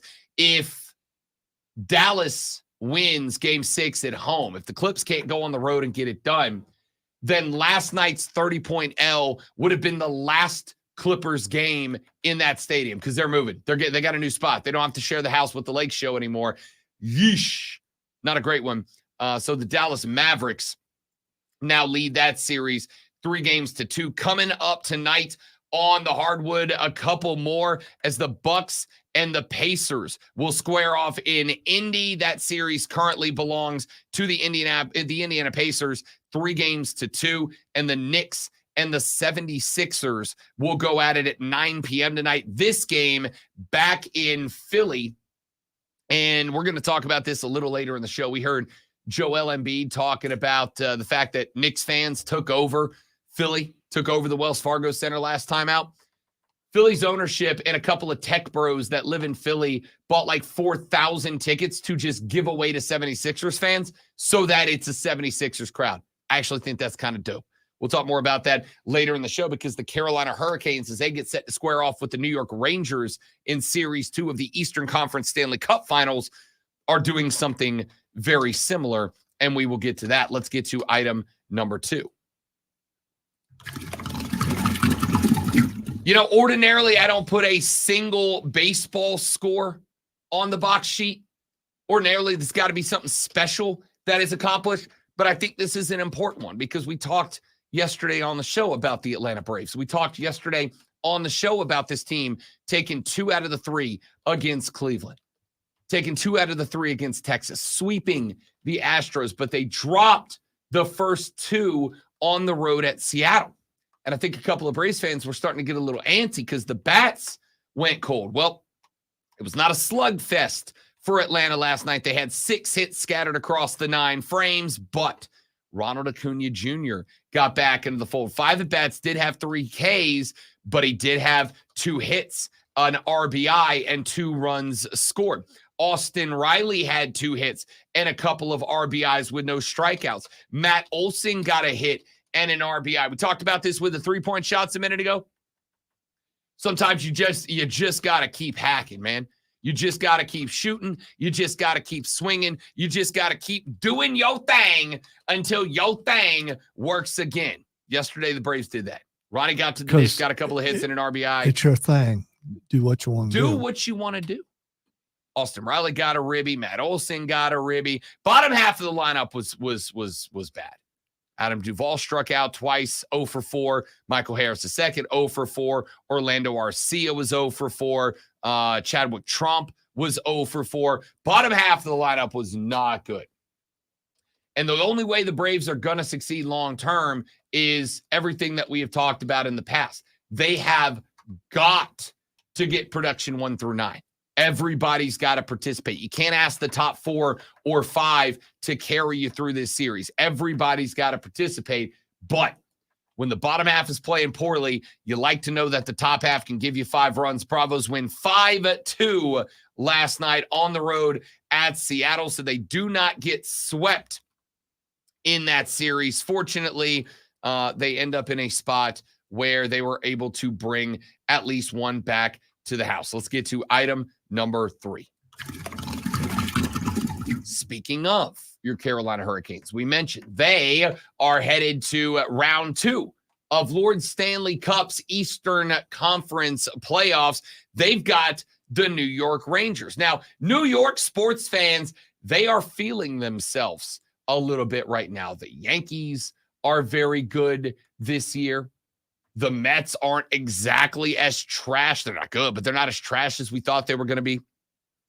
The Islanders made the playoffs. The Rangers made the playoffs. The Knicks made the playoffs as one of the better teams and favorites in the NBA. The New York fans are feeling themselves, and they will travel to go watch their teams play sports. Well, the Hurricanes know that. Just like in 2002, when Columbus won the series in 7 games, Fans from outside of North Carolina, you can't purchase tickets to this series, which, don't get me wrong, is a bit of a bummer for those of us in South Carolina that would love to go up to a playoff game. But you got to know somebody who knows somebody who knows somebody. Wait. Yesterday, you established that, the Carolinas are one. So why can't you get tickets? Because the Carolina Hurricanes have decided that you have got to be in North Carolina. So they're only one town, one team, not. Oh no, two. I lied. Press release. PNC Arena is located in Raleigh, North Carolina. Sales to this event will be restricted to residents of North Carolina, South Carolina, and southern parts of Virginia. Residency will be based on credit card billing address. Orders by residents outside North Carolina, South Carolina, and southern Virginia will be canceled without notice and refunds given. So we are still one. That's good to know. One team, one state, baby. Hey, we're all fans of the bunch of jerks up in Raleigh. My favorite sports thing. All right. It's my favorite sports thing. The bunch of jerks. Anyway, point is, do we like this? Do we like the teams that are doing this to protect the house? Do we like the team? I kind of do. Well, they don't really have much of a choice. I'll tell you where it's going to get. I tell you where it could get a little dicey. I'm a Pelicans fan. Pelicans play in Atlanta a couple times a year. If the Pellies were to ever end up lined up against Atlanta, and they won't because they're obviously in different conferences, but theoretically, I'm using, let's pick a different team. Let's pick a team out of these. If I'm a Boston fan, I'm a Celtics guy, all right? My unc brought me up on Larry Bird, the great 33. If the Beantown Celtics were to ever square off with the Atlanta Hawks in the first round of the playoffs, I would love to go over and watch that playoff game. I can't if the Hawks followed this model. If I was I don't know, pick me another team that's within driving distance, a Braves fan. Well, let's not say Braves fan. Let's say I'm a fan of the Dodgers living over on the West Coast, right? Or I'm over here on the East Coast.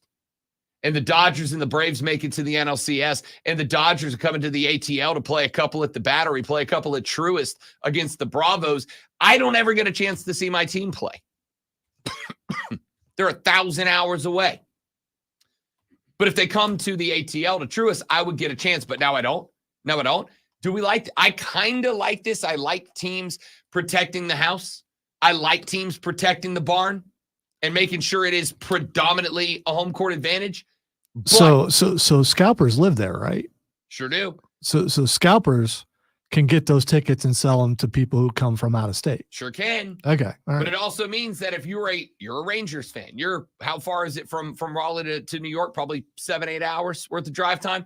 You pop in the car, you drive down to Raleigh expecting to go see your Rangers. You show up and scalpers are hitting you for tickets outside the stadium for $350 because they all got snapped up by North Carolina fans. Now all of a sudden, I can't drive 9 hours to go to a game I don't have a ticket for, right? It's a bummer for you. That's a very Rob Brown thing to do, though. Drive somewhere and think that you're going to get a ticket. Worst case scenario, what am I going to do? I'm going to find a great bar by the stadium. I'm going to drink, and I'm going to party after a dub, right? Like, that's the way to live. But do we like teams protecting their barn this way? All right, there's a problem. There is a major problem with this. James just said, God, I wish the Panthers would use this. So say you institute this, and then you count on your fans to show up. And in some cases, we'll just use the Panthers as the case. They don't show up. So you have no one there, as opposed to selling tickets. Yeah, I mean, selling tickets, it's about the money, right? Let's be clear. This policy works for the NHL and the NBA where you got 18,000 seat arenas. It does not work for the NFL where you got 70,000, 80, 95, 110,000 seats. Because at the end of the day, it is the Canes would not undergo this policy if they didn't think North Carolina wouldn't sell that building out. PNC is going to be absolutely sold out for this series against the Rangers, not a question mark. It will be. If the series wasn't going to sell out, they would not do this. Because as I've said a million times and a million times again, every football season, when it rolls around and one of y'all call and go, Rob, I'm really bummed out. NFL tickets are too expensive for me to take my kids. The NFL does not give a good Rudy Patootie if your kids are in the seats. They only care that there are butts in seats, not which butts are in seats. The Hurricanes can do this because they know every seat will have a butt in it. In this case, they can make it look like they really, really care. That being said, I still kind of like it. Back after this on the Rob Brown Show on the Fan Upstate. QC. All right, guys, quick live read, and we're coming right back. Y'all stay right there for me.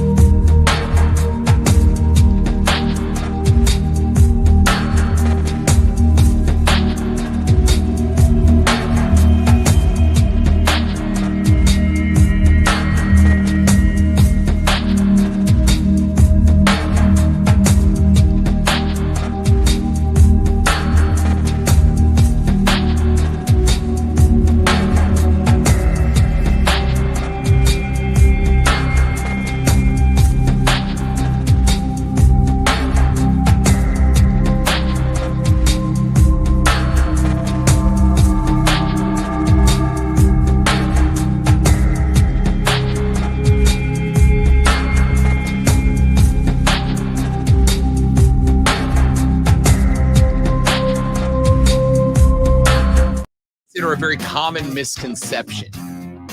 And it is a misconception. What did I do now? No, actually not you this time. You're off the hook.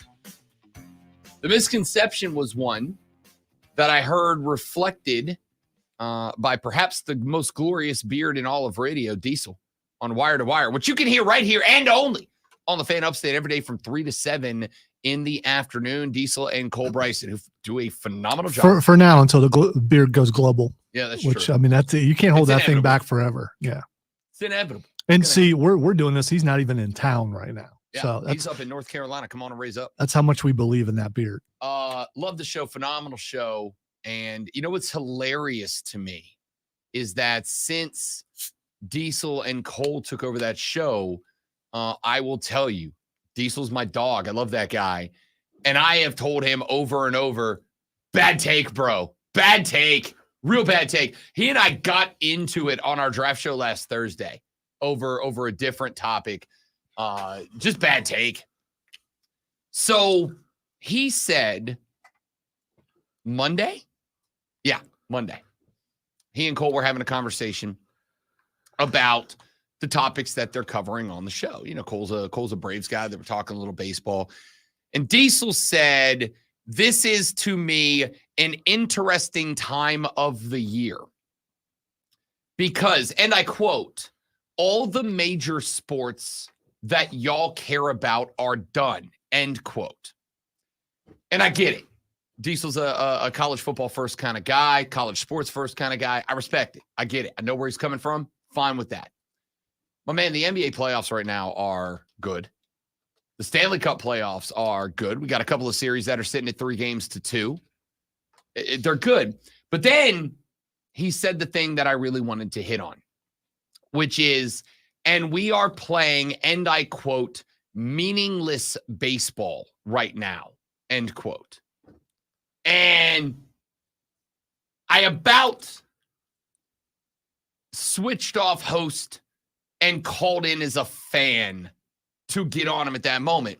Yeah, caller ID, you probably wouldn't unless you got a block. Don't care. I'd have told him it was me. Okay, all right. Diesel, it's Rob Brown calling into the show to tell you that you're wrong. And here's why.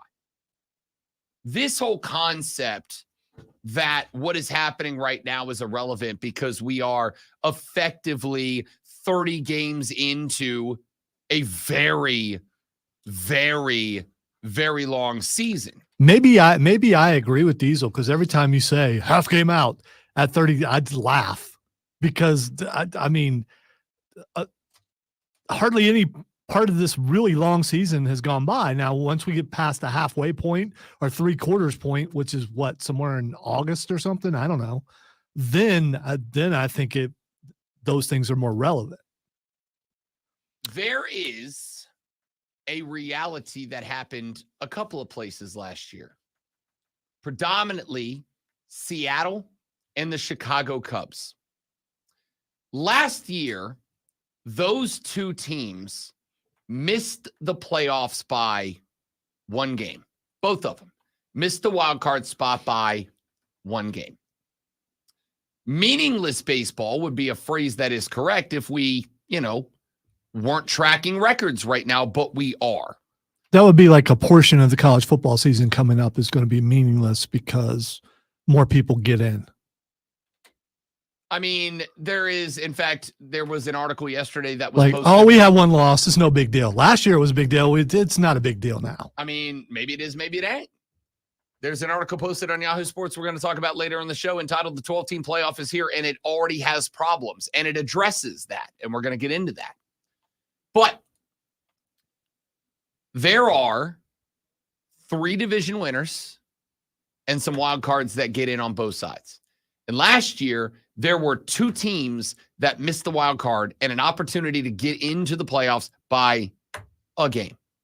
And I don't know if you know this, but the games that they play in April and the games that they play in May count towards the record. And there are a lot of frustrating games where a team does something dumb or they have a bad day or superstar X is out because he's, got a bruise on his pinky toe or whatever that they got and they don't have his bat in the lineup and they lose 3-2 or 5-4 or whatever. And you go, all right, if one pitch goes different or if that ball is correctly called a strike or that strike is correctly called a ball or that play at home plate doesn't happen. Cubs-Mets yesterday. Big issue there. The Cubs knock off the Mets 1-0. And there was a bit of a controversy because the Cubs threw a runner out at home plate, and the Mets argued that the catcher was blocking the plate, which he wasn't until the ball was almost there and he stepped in front of the ball. But when he stepped in front of the ball, he was blocking the plate before the ball arrived. And so there was some controversy around that rule, that blocking the plate rule that's gone into place. If the Cubs miss the playoffs again by a game, or let's say the Mets miss, they're not going to. They're going to miss by a lot of games. But let's say the Mets miss playoff by a game. Mets, again, playing surprisingly decent baseball right now. It ain't good, but it's dramatically better than we thought it was going to be. They are 500. You know who's not 500? The Padres aren't 500. The Cardinals aren't 500. The Diamondbacks aren't 500. The Rays aren't 500. The Astros, the Pirates, all expected to have good years. None of them are 500. The Mets are.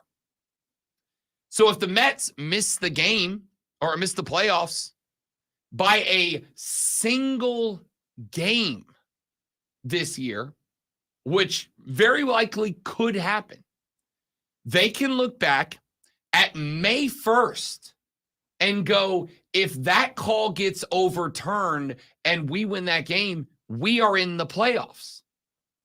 This is why I get so frustrated when people just write off the first couple of months of baseball season as meaningless. It's not meaningless. Last year's Cubs team made a move at the trade deadline to bring in a cat by the name of Jeimer Candelario. Now, on my other show, Bet for the Cycle, which airs from noon to 4 on the BetQL network and fine Odyssey stations everywhere. You can listen to it by checking out the BetQL app on your phone or the Odyssey app and searching BetQL. When they picked that guy up, I said on that show, Jeimer Candelario was going to be the most important free agent acquisition of this deadline. And I was spot on. Candelario came into Chicago, came into Wrigley, was a heater with the baseball bat, and the Cubs went on an absolute tear in the second half of the season. And I believe they had, down the stretch, as much momentum as, say, the Philadelphia Phillies did. The team that got in ahead of them by a game.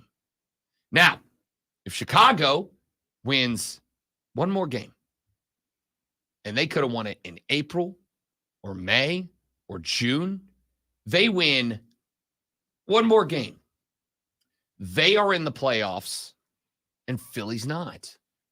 And if Philly's not in the playoffs, Brave season might have ended a little differently last year. It is not just about one team. It is about the formulatic setup of the playoffs for every team based on individual games. I don't know why it bothers me so much, because I've also said, if you don't want to watch baseball now, don't. I don't care. It's your life, dude. What I don't like is the insult, like these guys are out there right now just kind of jogging around the field, having a grand old time, making a bunch of money to half-ass it, because that's not what's happening. What is the most amount of losses by a baseball team last year? Who lost the most and made it into the playoffs? Who lost the most and made it into the playoffs last year? Let me go pull up our I don't remember the records off the top of my head, but let me go pull up last year's postseason, and I'll let you know. It's likely going to have been, if I had to guess, I'm just curious about amount of games, and since you're a numbers guy, what percentage of the season was that, and can you compare it to losses from other sports where one or two losses? What's the percentage of that? Last year, the Twins got in with 87 wins, winning the AL Central. How many losses? 75. So 75 losses. Is that the equivalent of someone from the NFC South making it in the playoffs? Pretty much. Yeah, pretty much. Because the Astros got in with 90. The Rangers got in and won the World Series with 90. The Orioles got in with 101. And the Rays got in. But that's a lot. That's a lot of lost games is what I'm saying. So I get his point to that degree. I mean, if you can lose 60 or 70 games and still make it in the playoffs, But what percentage is that compared to other sports? For the Twins last year, that was a winning percentage of 537. 53.7% of their games were wins. But again, I'm not talking about so them. they won half their I'm a little over talking half. about Chicago at 83 and 79, not getting in. And a lot. I said it was Philly. It was Arizona last year who ended up going to the World Series, who won 84. Cubs win one more. They're in the playoffs. This is why these games today matter. MLB power rankings for the season so far when we come back on the Rob Brown Show in the Fan Upstate. Short break. Okay. Only 2 minutes.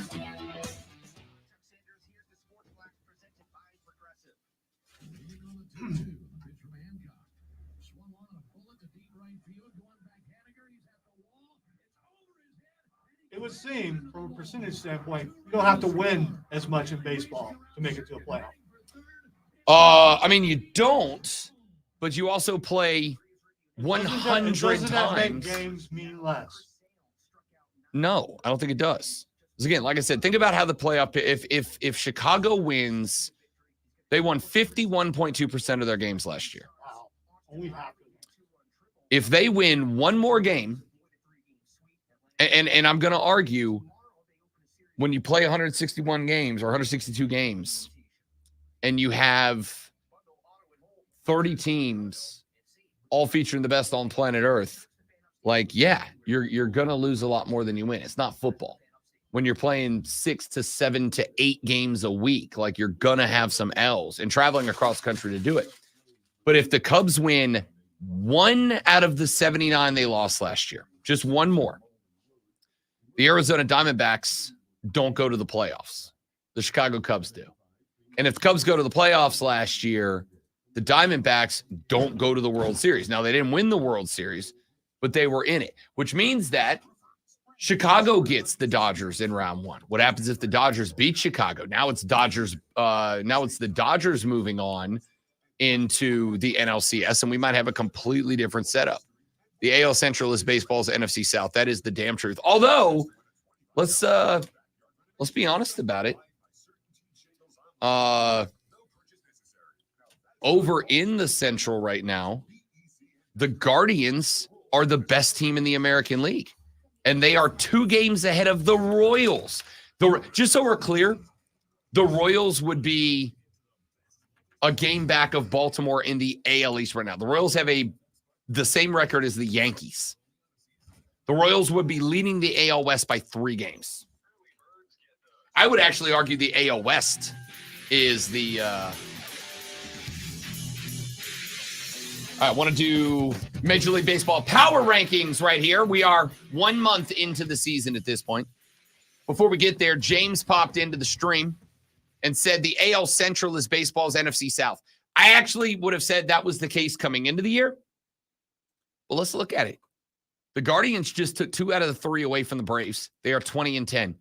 That puts the Cleveland Guardians not first place in the AL Central, first place in the AL period. And you'll remember they're doing this without Shane Bieber, who went down with an elbow injury. Without their ace, they are 20 and 10 and the best team in the American League right now. That is a better record than Baltimore, better record than New York Yankees, better record than the Red Sox, better record than the Mariners, better record than the Rangers, defending World Series champs. Hilariously, the AL West is the division I would argue is in fact the worst division in baseball right now. You have 2 teams over 500. The Seattle Mariners are 17 and 14. They just took 2 out of the 3 against Atlanta. Cleveland dropped 2 out of 3 in Atlanta, to clarify. The Mariners are 17 and 14. The Rangers, the defending World Series champions, are 16 and 15, 1 game above 500. The Athletics are 3rd in this division at 15 and 17. By the way, big ups to the boys wearing green. Your owner sucks. Everything about your administration sucks, but they're playing respectable ball. The Angels are 11 and 20. And oh, by the way, Mike Trout is shut down now for a while. And the Astros, again, I've been told, don't dance on their grave yet, Rob. They ain't dead, but they are 10 and 20. A 33% winning percentage for Houston right now.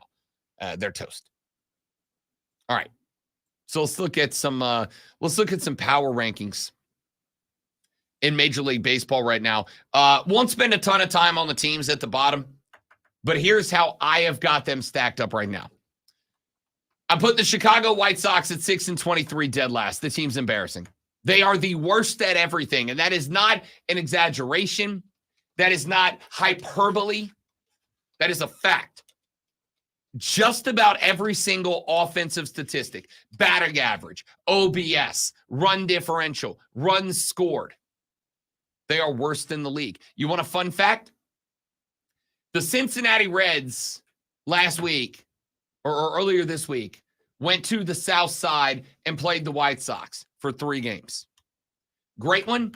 In 3 games, the Reds scored more runs in the Chicago White Sox home stadium than the White Sox have scored in the White Sox home stadium all year combined.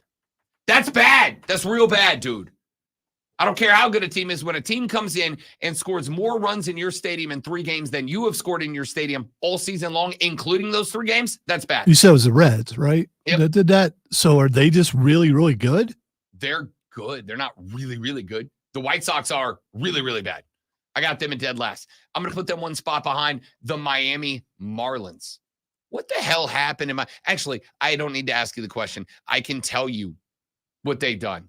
They had a young lady running that franchise by the name of Kim Ng. She was the vice president of baseball operations last year. She built the Marlins a playoff team last year. They reached the postseason last year. And just in case you are keeping track, they reached the postseason last year with the exact same record as the team that would eventually make their way into the World Series, the Arizona Diamondbacks. And then this offseason, they decided, nah, we're good. And they hired someone to be her boss. She built the roster last year into a playoff roster by herself.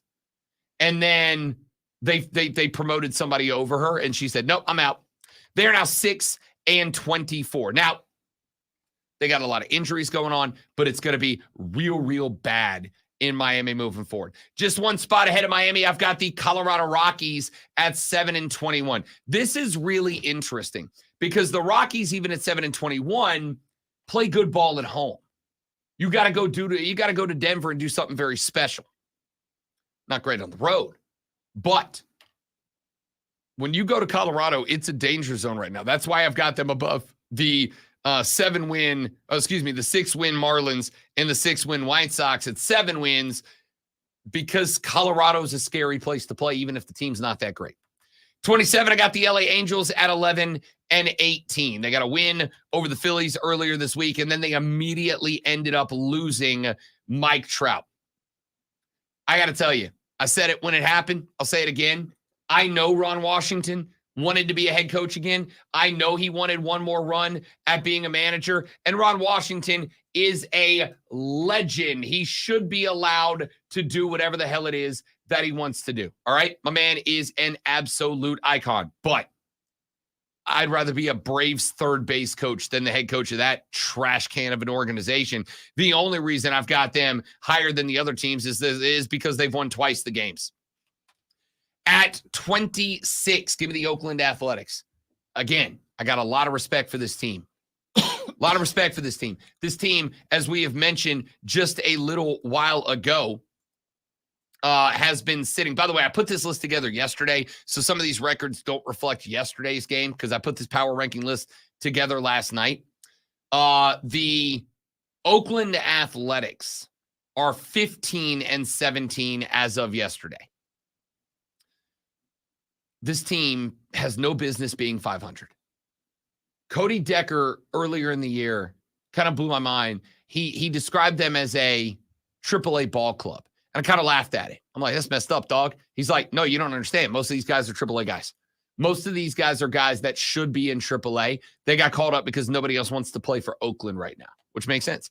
I'm going to go with the Pittsburgh Pirates at 25. This is one of my most disappointing teams so far. I actually think the Pirates coulda, shoulda, woulda been pretty good. Instead, they find themselves 6 games out of the NL Central. I thought the Central was going to be very competitive, and I'm not convinced it's not going to be. We know some teams are going to start doing some some movement, especially around the trade deadline and coming out of the All-Star break. I suspect the Pirates to be one, but the Pirates currently sitting right now at 14-18. Not going to get a lot of love from me, losing the last 2 in a row. I got the Astros at number 24. Trash can team, all right? No, literally, it was the whole trash can thing. They are 10-20 right now, are the Houston Astros. They got a win and a loss in the last couple of days. The team got old. The team has passed its prime. They got Verlander back. He's been okay since he's made his return. He ain't the same guy. I don't think he's ever going to be. He's well on the wrong side of 40 at this point. Astros at 24. At 23, give me the Washington Nationals. The Nats right now are 15-15. They're a 500 ball club and third place in the NL East, square with the New York Mets at this point. Honestly, I could make an argument to jump them up a little bit. There are some spots that I think they can get better. C.J. Abrams, Mackenzie Gore have been very good. And they have got a lot of talent that is coming off the injury list and coming up from AAA ball in the next couple of probably months, to be honest, because I don't think the Nats believe that they were going to be anywhere near 500, and they are, but they got a lot of younger ball players on that club, so I'm not quite ready to elevate them.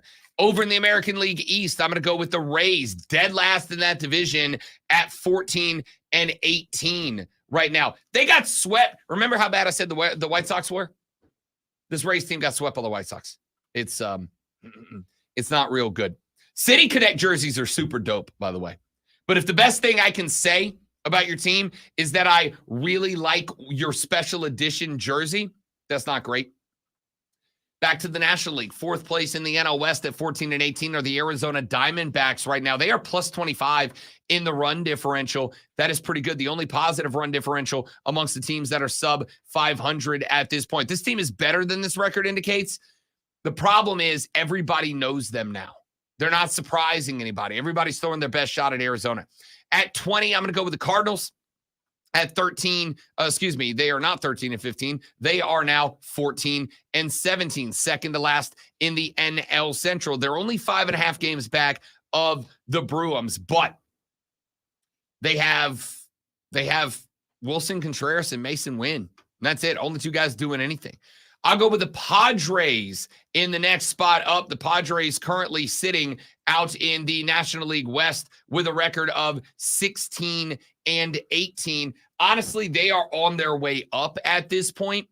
The reason I have them this low is because they've got too much talent on this roster to be a sub 500 team. Being sub 500 moves them down, not that they are necessarily a bad team. One spot ahead of them. I've been praising them so far today, which is weird because I hate this team. The New York Mets. The Mets are 500. They are 15-15. They are tied with the Marlins in the NL East right now. The Mets pitching staff has been good. The problem is, even with Pete Alonso and the rest of this gang, the offense is just not producing the runs the way that you like them to, but the pitching's kept them at 500. They are right in the middle of the pile.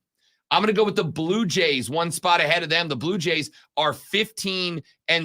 They have lost 2 in a row at this point, 2 in a row. Here's the thing. A lot of talent. Bo Bichette, Vlad Guerrero Jr. This team has got, much like the Padres, too much talent to be a 500 or now below 500 ball club. Don't love that.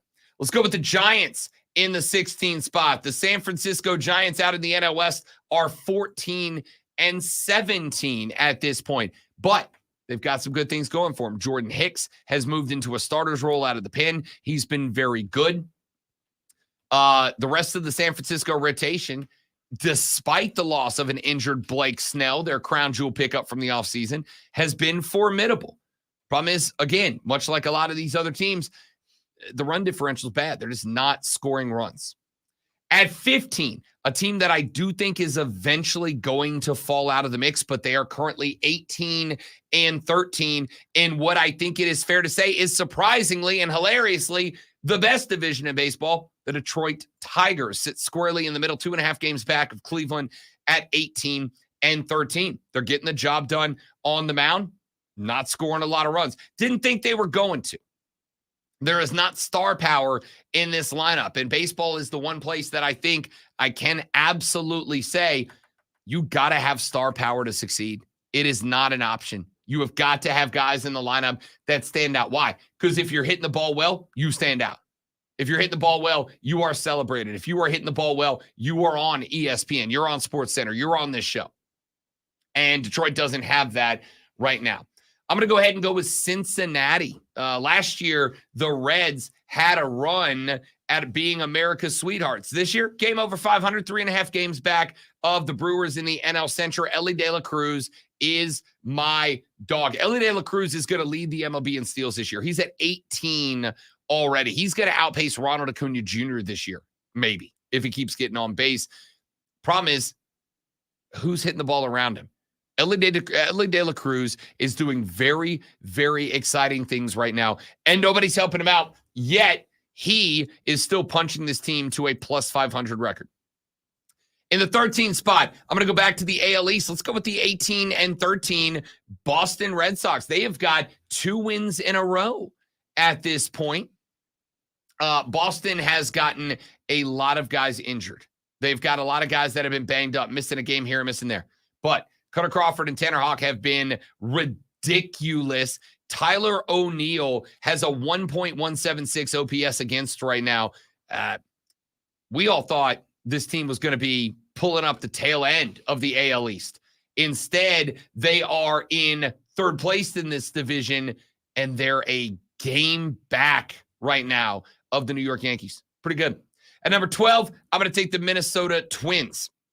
The Twins, of course, are 4th place in the AL Central right now. I do have them above the Tigers, even though they are below them in record at 17-13. They are the AL Central favorites, and I think they are still the AL Central favorites. Kyle Farmer, Ryan Jeffers, these guys have been playing well. Absolutely raking from the dish right now. Right now, Jeffers is slugging .561. Now they just got to find where the consistency in the rotation is. And number 11, before we get to our top 10 in the next segment, the Seattle Mariners are in the just outside of the top 10. They are 17-14, the number 1 team in the AL West right now.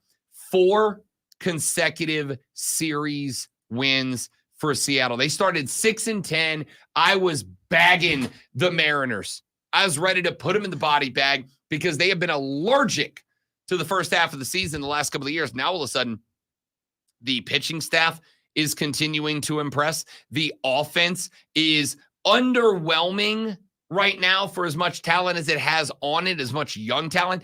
But young talent takes a while to develop. Young talent takes a while to find its consistency, takes a while to find comfort at the dish. They're going to find it, but they don't have offensive consistency right now, and that's the biggest problem.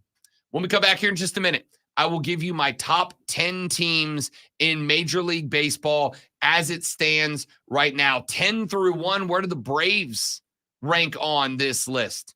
Where do the Yankees fall on this list? What about the Phillies?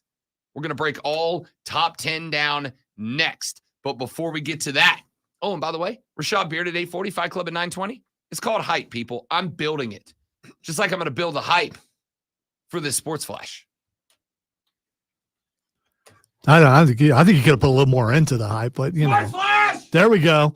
The Gamecock baseball team got a run rule victory over East Tennessee State last night, winning 15-2 after 7 innings. ETSU scored twice early, but South Carolina responded with 4, including Ethan Petrie's 16th home run of the year. Kennedy Jones, Dalton Reeves, and Cole Messina also had home runs in the win, while South Carolina's pitching gave up only 3 hits on the night. Boston Celtics finished off their series against the Miami Heat with a 118-84 win last night after losing Game 2 in Boston. The Celtics won 3 straight, including 2 in a row in Miami. Boston hit 16 threes, while Miami only had 3. Tune in this afternoon from 3 to 7 p.m. for a brand new local show, Wire to Wire. Cole Bryson and Diesel get you up to date on the latest local and national sports news. Great guests, great debate, and a lot of fun. Wire to Wire.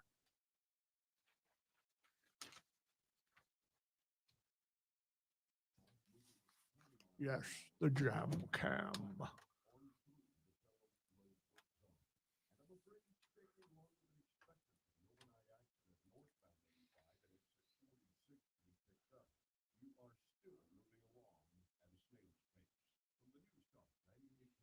Daggum.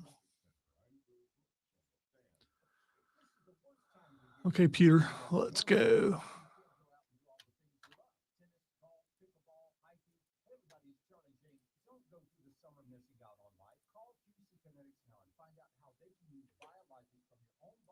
Processes jump started again.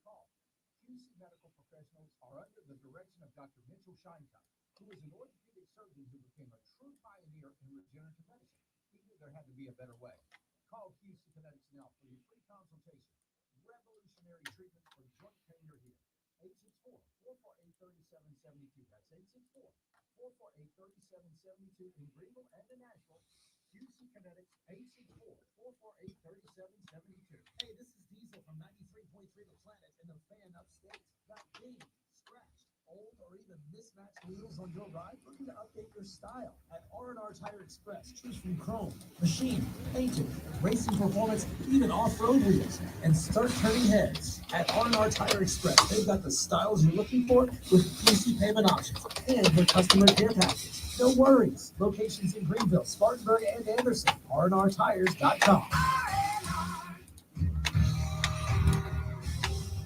Billy Currington. Kip Moore. And Larry Fleet. Live in concert. Saturday, May 4th. CCNB Amphitheater, Simpsonville. Billy Currington. Kip Moore. Larry Fleet. On sale at livenation.com. I want you all to know, audience, you're all very welcome. I didn't make a single "It's Gonna Be May" joke yesterday. So you're disappointed in yourself that you didn't remember till today? No, I'm proud of myself. Okay, all right. It's played, man. It's played. Still May. It's gonna be May. It's so 1994 or something, or is it 2004? 1994. 2004. I'm sorry. I was a decade behind. Actually, you're not super far off because I think they got big when I was in like 8th grade, which would have been like 99.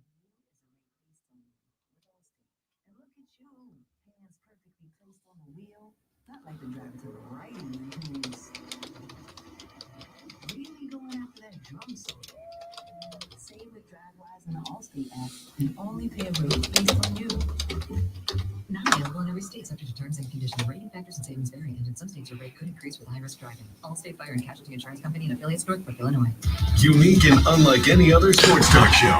It's Bet MGM Tonight, Monday through Friday from 7 to 11, only on The Fan. Upstate. Bet MGM Tonight is the red zone for casual and hardcore sports fans. Live sports betting updates for all of the night's games as they happen. The latest scores, sides, totals, props, parlays, futures, and more with real-time relevant. Shane, Diesel's very intense. If the beard was quivering, you probably should have been afraid. I've heard the music he listens to. You can't, and it's calming for him. That's how you know how you're intense. And the double bass pedal is basically a violin for you. You're intense.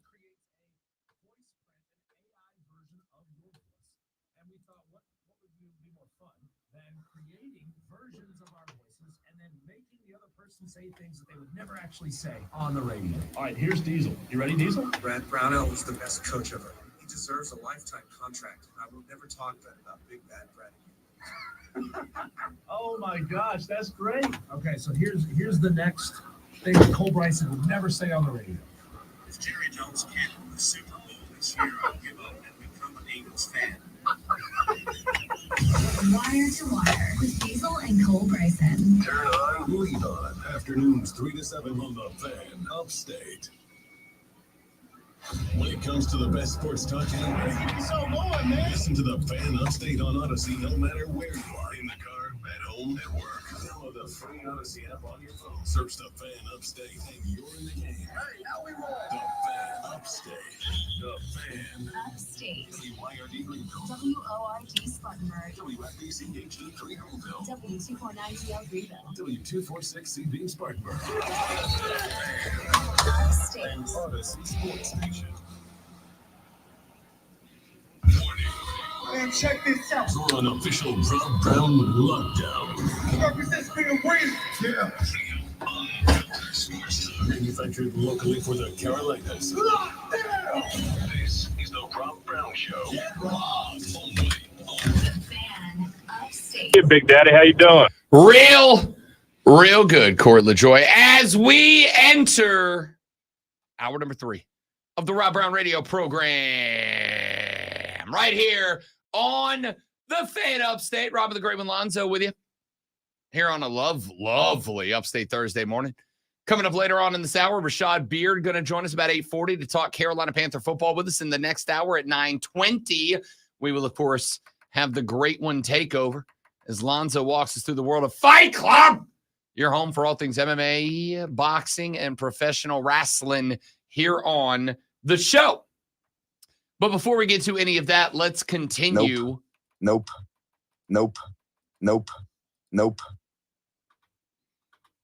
Yes! Nope. Oh, yeah! Nope. Our MLB Power Rankings, I gave you 30 through You're 11. going over the percentage. I know you said it changes in season, but so what's the percentage now? I'm also About gonna the go same as winning percentage in MLB. pretty close. Just got to win half your games. So we're going to do half the show of baseball.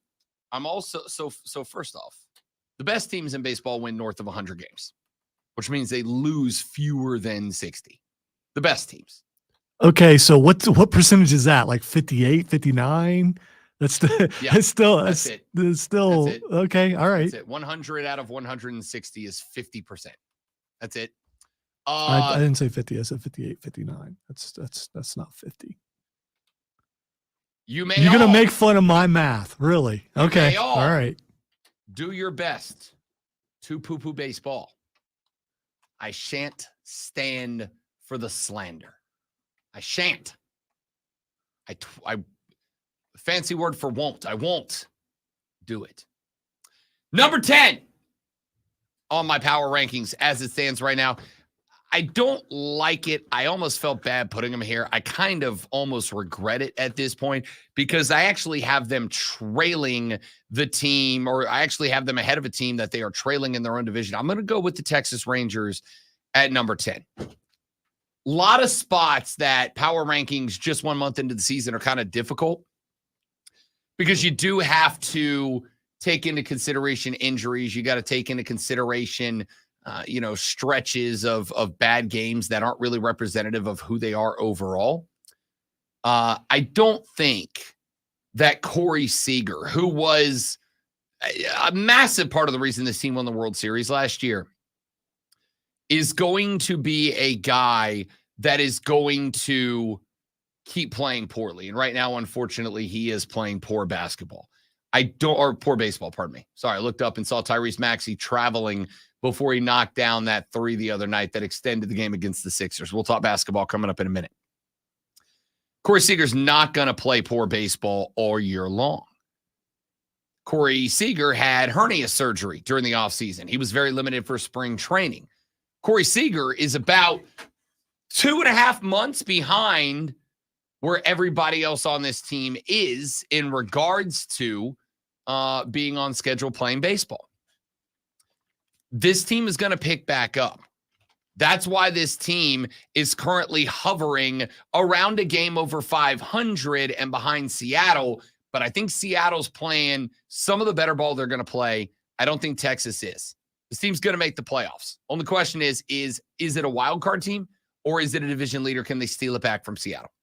At number 9, there is pleasant surprise coming down from the other end of our hallway as the 19-13 Kansas Dam City Royals are inside of the top 10.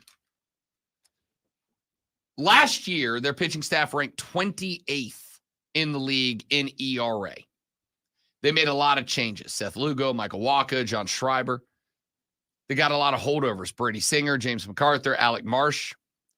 They have an ERA right now of 3.18. That is good for 5th in Major League Baseball. Now, Kansas City, much like a handful of other teams, and you're going to hear this a lot again early in the season, because hitting pitching in spring training is one thing. Hitting pitching from MLB pitchers in the regular season is an entirely different game. The Kansas City Royals have Bobby Witt Jr., they have Vinny Pasquantino, they have Salvador Perez, and outside of that, nobody else is hitting the baseball. Will they pick it up?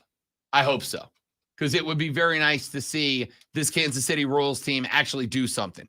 And at 19-13 right now, they are currently sitting second place in the best division in baseball, the AL Central. 19-13 would have you sitting in second place in the AL East. 19-13 would be leading the AL West. 19-13 would be third in the NL East. It would be third by a half game in the NL Central. And it would be second place in the NL West. This is a good Kansas City team with great pitching. They find some bats, people are in trouble. In 8th out of the NL Central at 19-12, the Chicago Cubs. I don't know what this team is yet.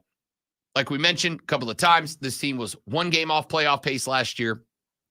But they've got a bunch of guys that have been banged up at key spots around the field, some guys that have been dinged up, and some of their offensive stalwarts, Dansby Swanson, Chris Morrell, Ian Happ, they've been okay. They've been okay. They haven't been good. Dansby Swanson is not playing at the level that Dansby Swanson was playing at that got him brought up to Chicago from Atlanta a couple of seasons back. I think this team currently sitting, again, second place in the best division in ball, and only by a half a game, because the Brewers are 19-11, they're 19-12. This team's going to get better. Y'all, this Cubs team's going to make the playoffs this year. They're good. Right ahead of them is the team that is right ahead of them at 19-11. I got the Milwaukee Brewers. I have spent the entire offseason talking about the fact that when you use the word mid, and we use the word mid very frequently around here, when you use the word mid, you are describing the Milwaukee Brewers. They're not bad. They're not good. They're not excellent. They're not atrocious. If at any given point last year, you went and looked at the last 10 record of the Brewers, just kind of see where they are momentum-wise. Any given point in the season, you go look at the last 5 record or the last 10 record of the Brewers. It was always 6-4, 5-5, or 4-6. You never had a 9-win streak. You never had a 9-loss streak. Never hit double digits in the win column. Never hit double digits in the loss column in terms of streaks. They were just always either 4-6, 5-5, or 6-4. This year, that's not necessarily the case. Now, they are 5-5 in the last 10 right now, but they're 19-11 overall. They have Freddie Peralta, who's throwing phenomenal baseball right now. Their pitching stinks. What's shocking right now is that William Contreras is the best right now today catcher in baseball. Not saying he will be all year, but right now the best catcher in baseball. And everyone around him is hitting the ball at this point. Milwaukee is one of the few teams that you can lean on and say, hey, this team actually is getting it done offensively early in the season. One spot ahead of them, currently sitting at number 6. Some of y'all are going to get upset with these rankings. That is fine, especially if you're an AL guy. Right now at 20-10, I've got the Cleveland Guardians at number 6. Why, if they are leading the American League, do I have them down? The answer is because Cleveland is playing the best ball they can play right now. Their pitching staff is in the bottom 10 in many statistics. Offensively, they're going very well. Most importantly, they've got one of the best offensive lineups in terms of initial numbers right now, and they've got an exceptional bullpen. Josh Naylor, Stephen Kwan are both playing some of the best baseball of their career. It's not a very balanced team. It's a team that's winning with pitching, and that's fine. That's what playoff teams do. They win with pitching.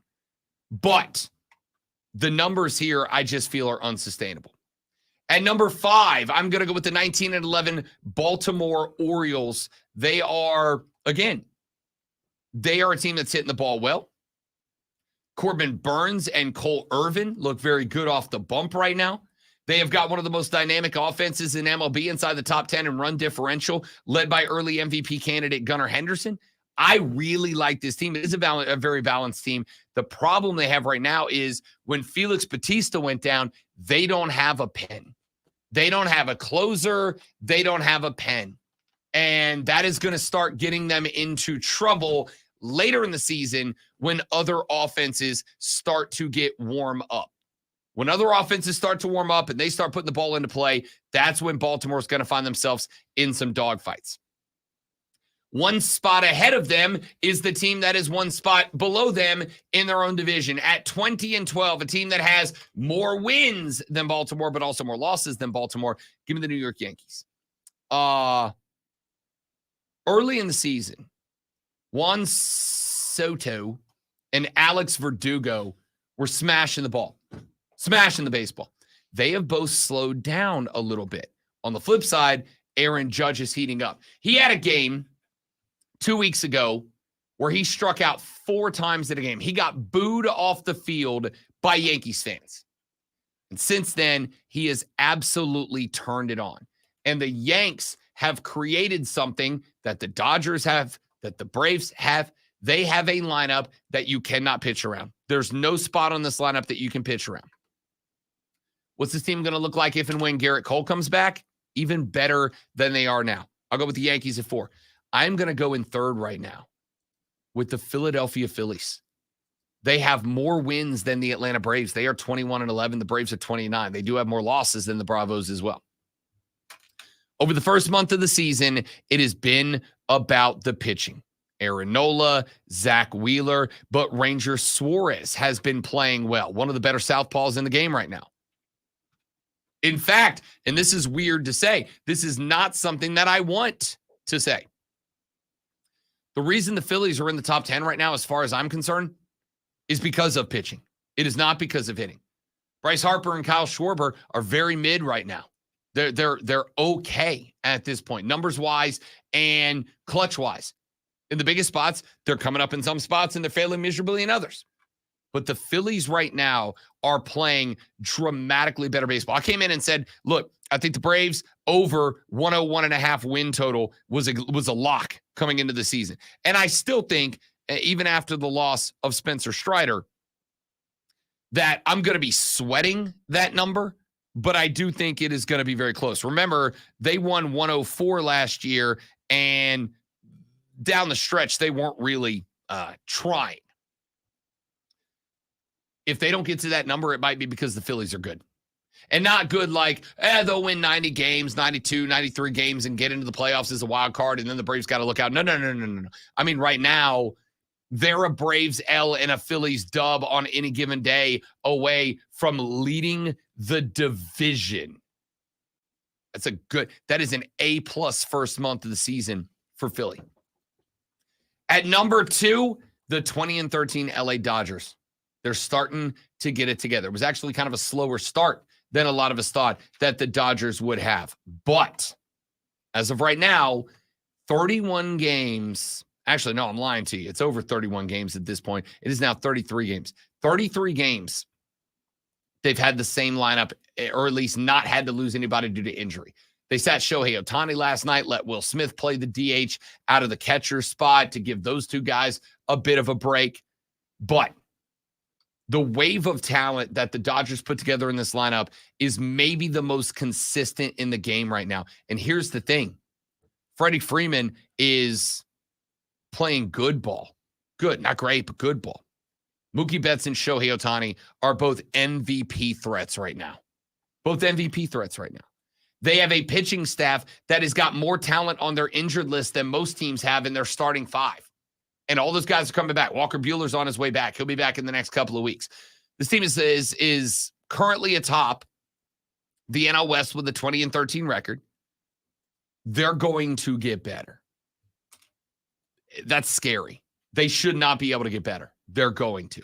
They're going to get better pitching. It's going to take the pressure off the offense. Guys like Freddie Freeman and Will Smith are going to step up and answer the bell. This Dodgers team is going to be a juggernaut. I came into the year going, you know what? I think maybe people are overhyping it a little bit. I think maybe people are doing this to sell some tickets, sell some jerseys, sell some hype, get people to tune in to the national broadcast of Dodgers games. I don't think so anymore. I really do think this team is going to be very good. And at number 1, I'm sorry, call me a homer if you want. I think it's the Atlanta Braves. I do. I know they dropped 2 out of the 3 against Seattle. I know that they are 20-9 right now. But offensively, even with a drop-off in the last 3 games, or let's say 2 out of the last 3 games, even with that drop-off, the run differential, like it was last year, is ridiculous. The WAR, like it was last year, is ridiculous. The OBS, like it was last year, is ridiculous. The team batting average, like it was last year, is ridiculous, even with 2 crap games in the belt against Seattle on the road. Travis d'Arnaud has been a star as of late. d'Arnaud was supposed to be a guy that if and when he was in the lineup, because remember, Sean Murphy's dinged up. Starting catcher, an all-star from last year, dinged up. Travis d'Arnaud was supposed to be a stopgap. Hey, man, go hang in there until we can get Sean Murphy back out and on the baseball field. Travis d'Arnaud's been a star. Travis d'Arnaud is giving a good argument right now why when Murphy comes back, you got to leave d'Arnaud out there until the hot streak comes to an end. He's been good. Ronald Acuna Jr., Matt Olson, Austin Riley have all been pedestrian. So how are the Braves still here? It is because Chris Sale and Reynaldo Lopez have been stellar additions to the rotation. There was a question mark about whether Lopez was going to be able to go from reliever to starter. He has been as good as just about anybody off the bump in the 4-5 spot on the rotation. Even with the loss of Spencer Strider, and even with your 3 best players, Acuna, Olsen, and Riley, all being, again, pedestrian right now, this Braves team is a 20-win team right now. They are, right now, top of the NL East. They are, right now, top of the National League. What more can you ask for right now? I think I got to put the Braves at number 1. All right, there you go. There are your power rankings according to me and me alone in Major League Baseball. Who's too high? Who's too low? Shoot me a text right now, 71307, 71307. Texture says, Rob, remember the Braves won 104 last year with no Fried and lost Morton for the last month of the season. They'll be fine. Texture said, can y'all text me when this 90-minute baseball talk is over? I'll come back to listen. It was 2 segments, my guy. 2 segments. And I got bad news for you. We're going to be talking baseball power rankings every Thursday through the season. Why? Because people like baseball, even if you don't. Texture said, OMG, no more baseball talk. Let's talk real sports, like Tyson versus Paul. You would. You would, Texter. You would. All right. When we come back on the backside of this, let's get some basketball in here. Let's get some NBA playoffs in here. Let's check in on the games from last night. Let's preview the games tonight. And let's get set for Rashad Beard, who joins us to end this hour on the Rob Brown Show with the Fan Upstate.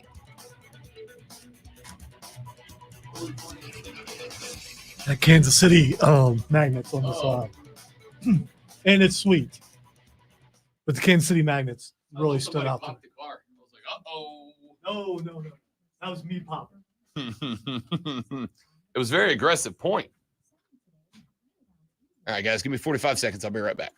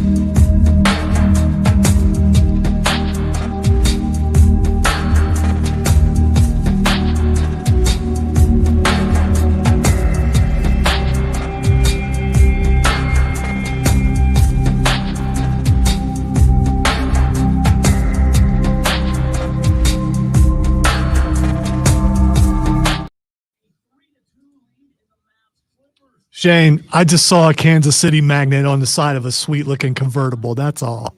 It wasn't anything major. I get it's the most reaction you've seen out of me in 2 segments. I don't know why.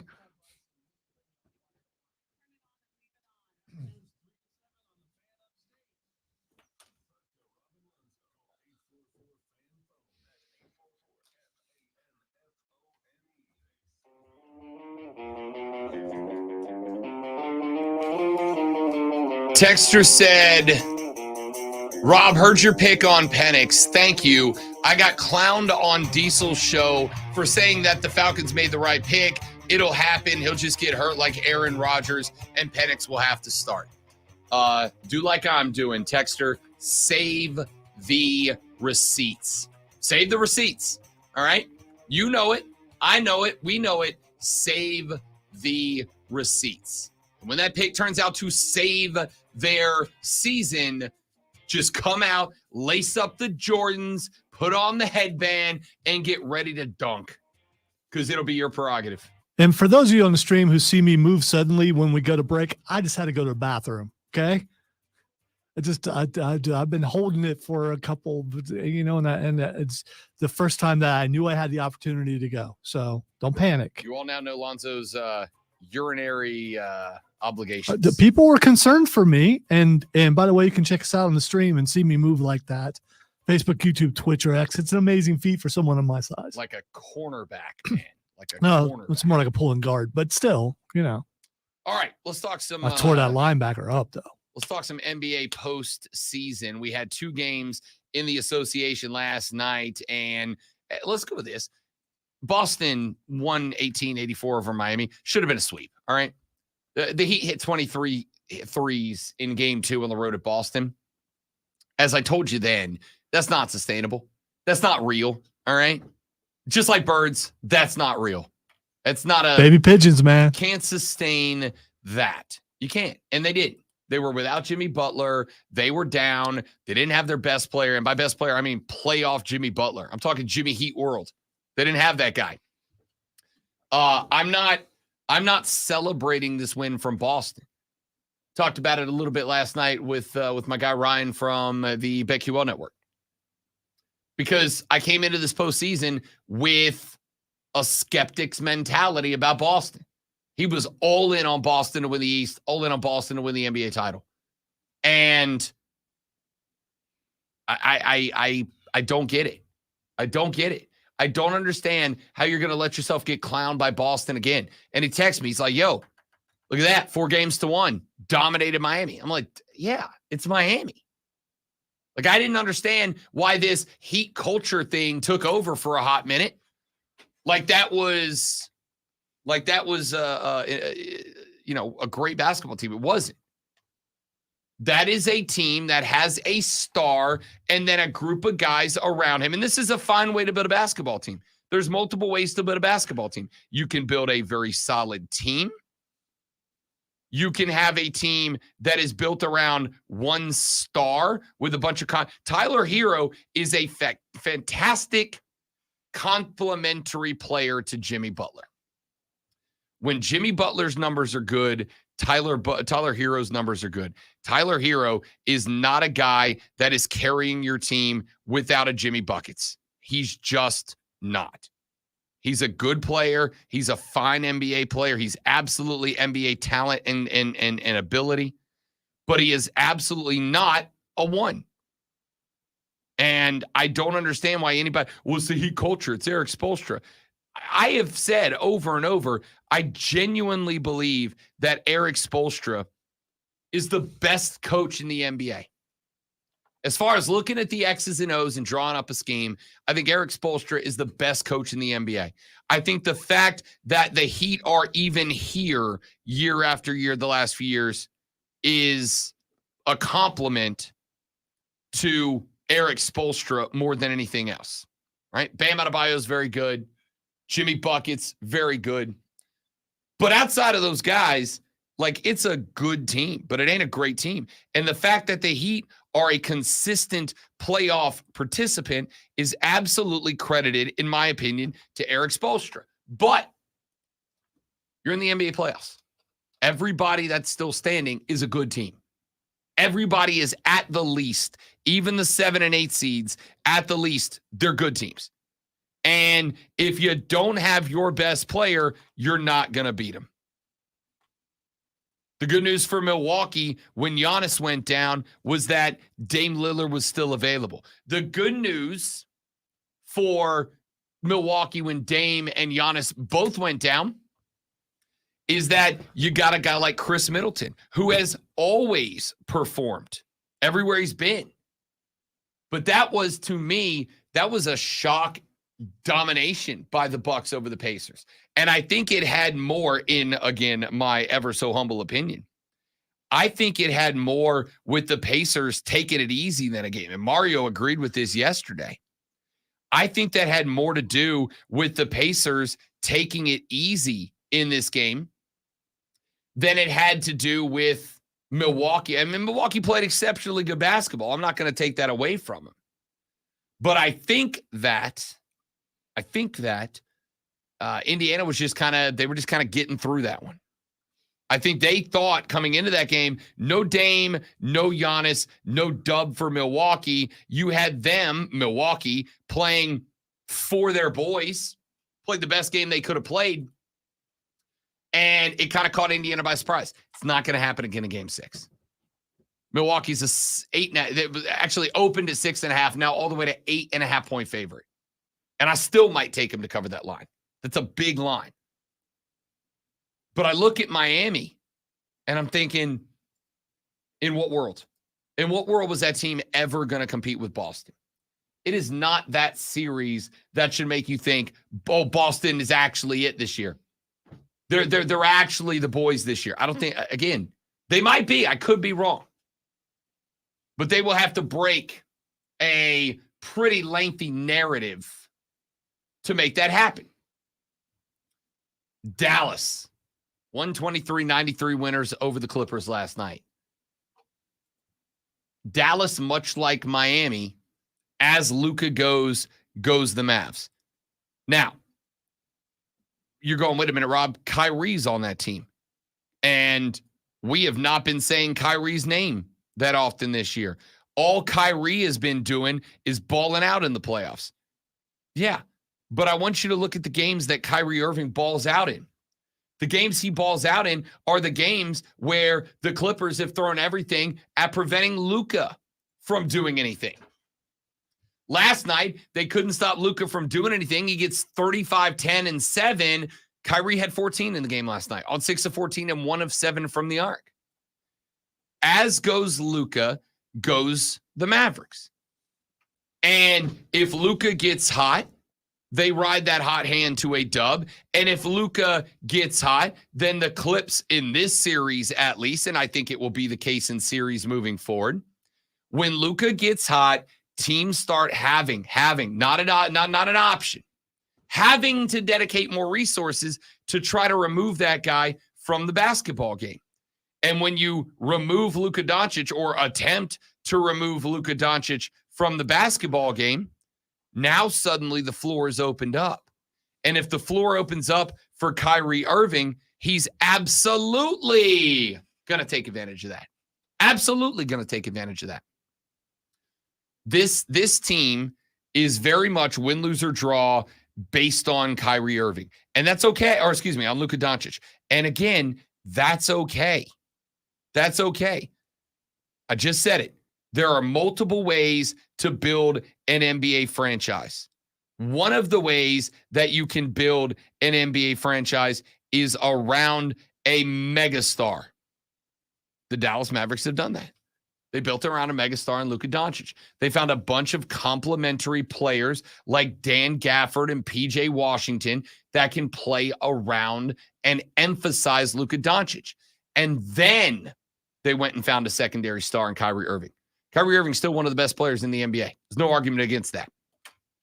But Kyrie Irving in the role of Luka's sidekick, in the role of the guy that is there to take advantage if you're going to double Luka and try to remove him from the game, Kyrie stepping in as the next man up in that spot has been so good for this team. If Luka goes down, do you think Kyrie can carry this team as the main man, as the bro, as the dude, as the head honcho? Do you think he can carry this Mavericks team by himself if Luka goes down? I don't think he can. I think he can play good basketball. I think he can still go out there and score 40 without Luka. But I think because everybody else in that organization was brought in to play good ball around Luka Doncic, if Kyrie Irving was to get, or excuse me, if Luka was to get bounced, I don't think they complement Kyrie Irving like they complement Luka Doncic. And if that's the case, it gets a little disjointed. They're in trouble. As of right now, Luka Doncic ain't gone nowhere. I picked the Mavericks in 6. I'm sticking with the Mavs in 6. That next game is at Dallas on Friday night. New York at Philly tonight, 9 o'clock. Right now, this series is led by the Knickerbockers. It is a 3-2 series. I'm going so hard on Philly tonight. -3.5 are the 76ers, and an over-underline in this game set at 200. I think it's going to hit. I think the over's hitting, and I think Philly's covering in this game. And I say that because while Joel Embiid has pretty much lost me as a fan in this postseason, because it is one thing to be the dirtiest player in the game. It's another thing when being the dirtiest player in the game starts to threaten careers. And I think Joel grabbing dudes by the legs while they're jumping over him is that. The 76ers team is still very good. Tyrese Maxey was clutch last game. Like, they found something. And I think they're going to bring it out tonight. Give me the 76ers to cover and hit the over of 200.5. Let's take a break. When we come back, Rashad Beard of the Panther Nation podcast talks Carolina Panther football next on the Rob Brown Show in the Fan Upstate.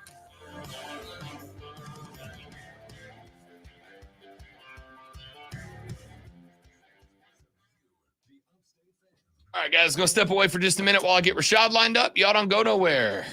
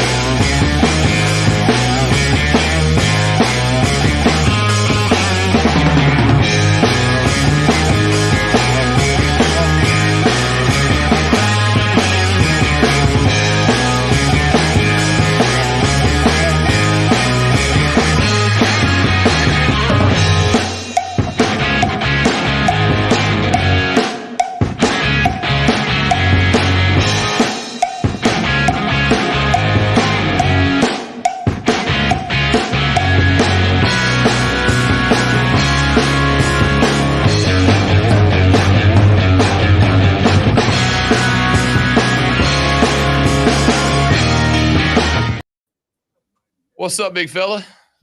What's going on, guys? Living, man. I'm hanging in there. Yeah. No, everything's great. Smiling and happy and everything's good. Mm-hmm. I'm all good, man. No complaints. There we go. Don't let Rob's negativity What's go he through the negative airwaves about? all the way up to Charlotte. What's to be negative about? Man, I ain't sleep enough and I got up early. That's it. That's it. Your boy's tired. You know, like, you get grumpy when you don't get enough sleep? Nah, I can operate off of no sleep. Okay. Oh, I can operate. I mean, I'm 2.5 hours deep at this point. It's not like I got a choice. You do. We all have choices, Rob. I can just leave. You Take could. the rest of the day off. You could. Will You you could do host the that. last hour? I'm going home. Yeah, I could do that. Ain't like I don't do it other places.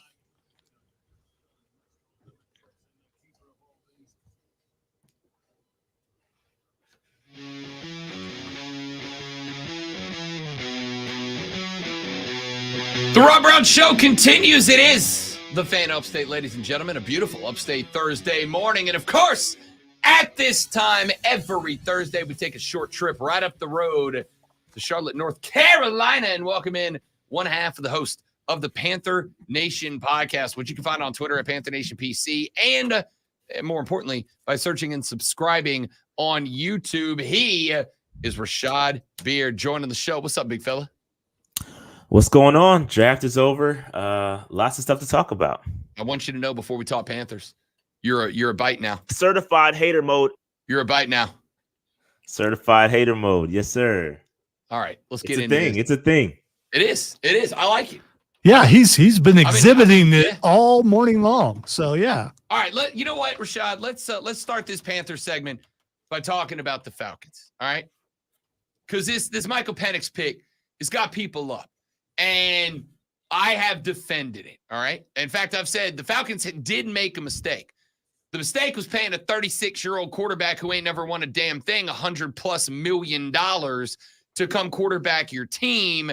The Michael Penix Jr. selection makes sense to me because Kirk Cousins is more likely than not going to get hurt. Now Because you got a guy. paying a young guy like Deshaun Watson that much money is okay, but because he's old, who ain't won nothing either. I'm just saying. I'm gonna turn my mic off and back up. You're bringing in a guy who, yes, he is older than the other rookie quarterbacks. He is a decade younger than your starter who's going to get hurt and call the shot. I don't like it. I don't want it, but it is what it is. You give him a couple of years to sit. And if the Falcons lose their first-round pick next year, which Shefty has suggested that there is a chance that they might, they can't draft a quarterback next year going into the third year of Kirk Cousins' contract, a contract that I don't think he's playing all 4 years of. I'm not saying it makes you better now because it doesn't, Rashad. I'm saying that even though you don't have to like it, it makes sense as a pick. And it has just turned into chaos up in here today, man. I mean, yeah, it all depends how you want me to approach it because I love the pick from a Panthers perspective. I mean, you took a first-round pick that's not going to see the field for 2 years. So I love it. I mean, it's a great, fantastic pick. Great job, Falcons. But on the GM and the team planning side of it, I kind of see what they're doing. I don't necessarily agree with it. I get it.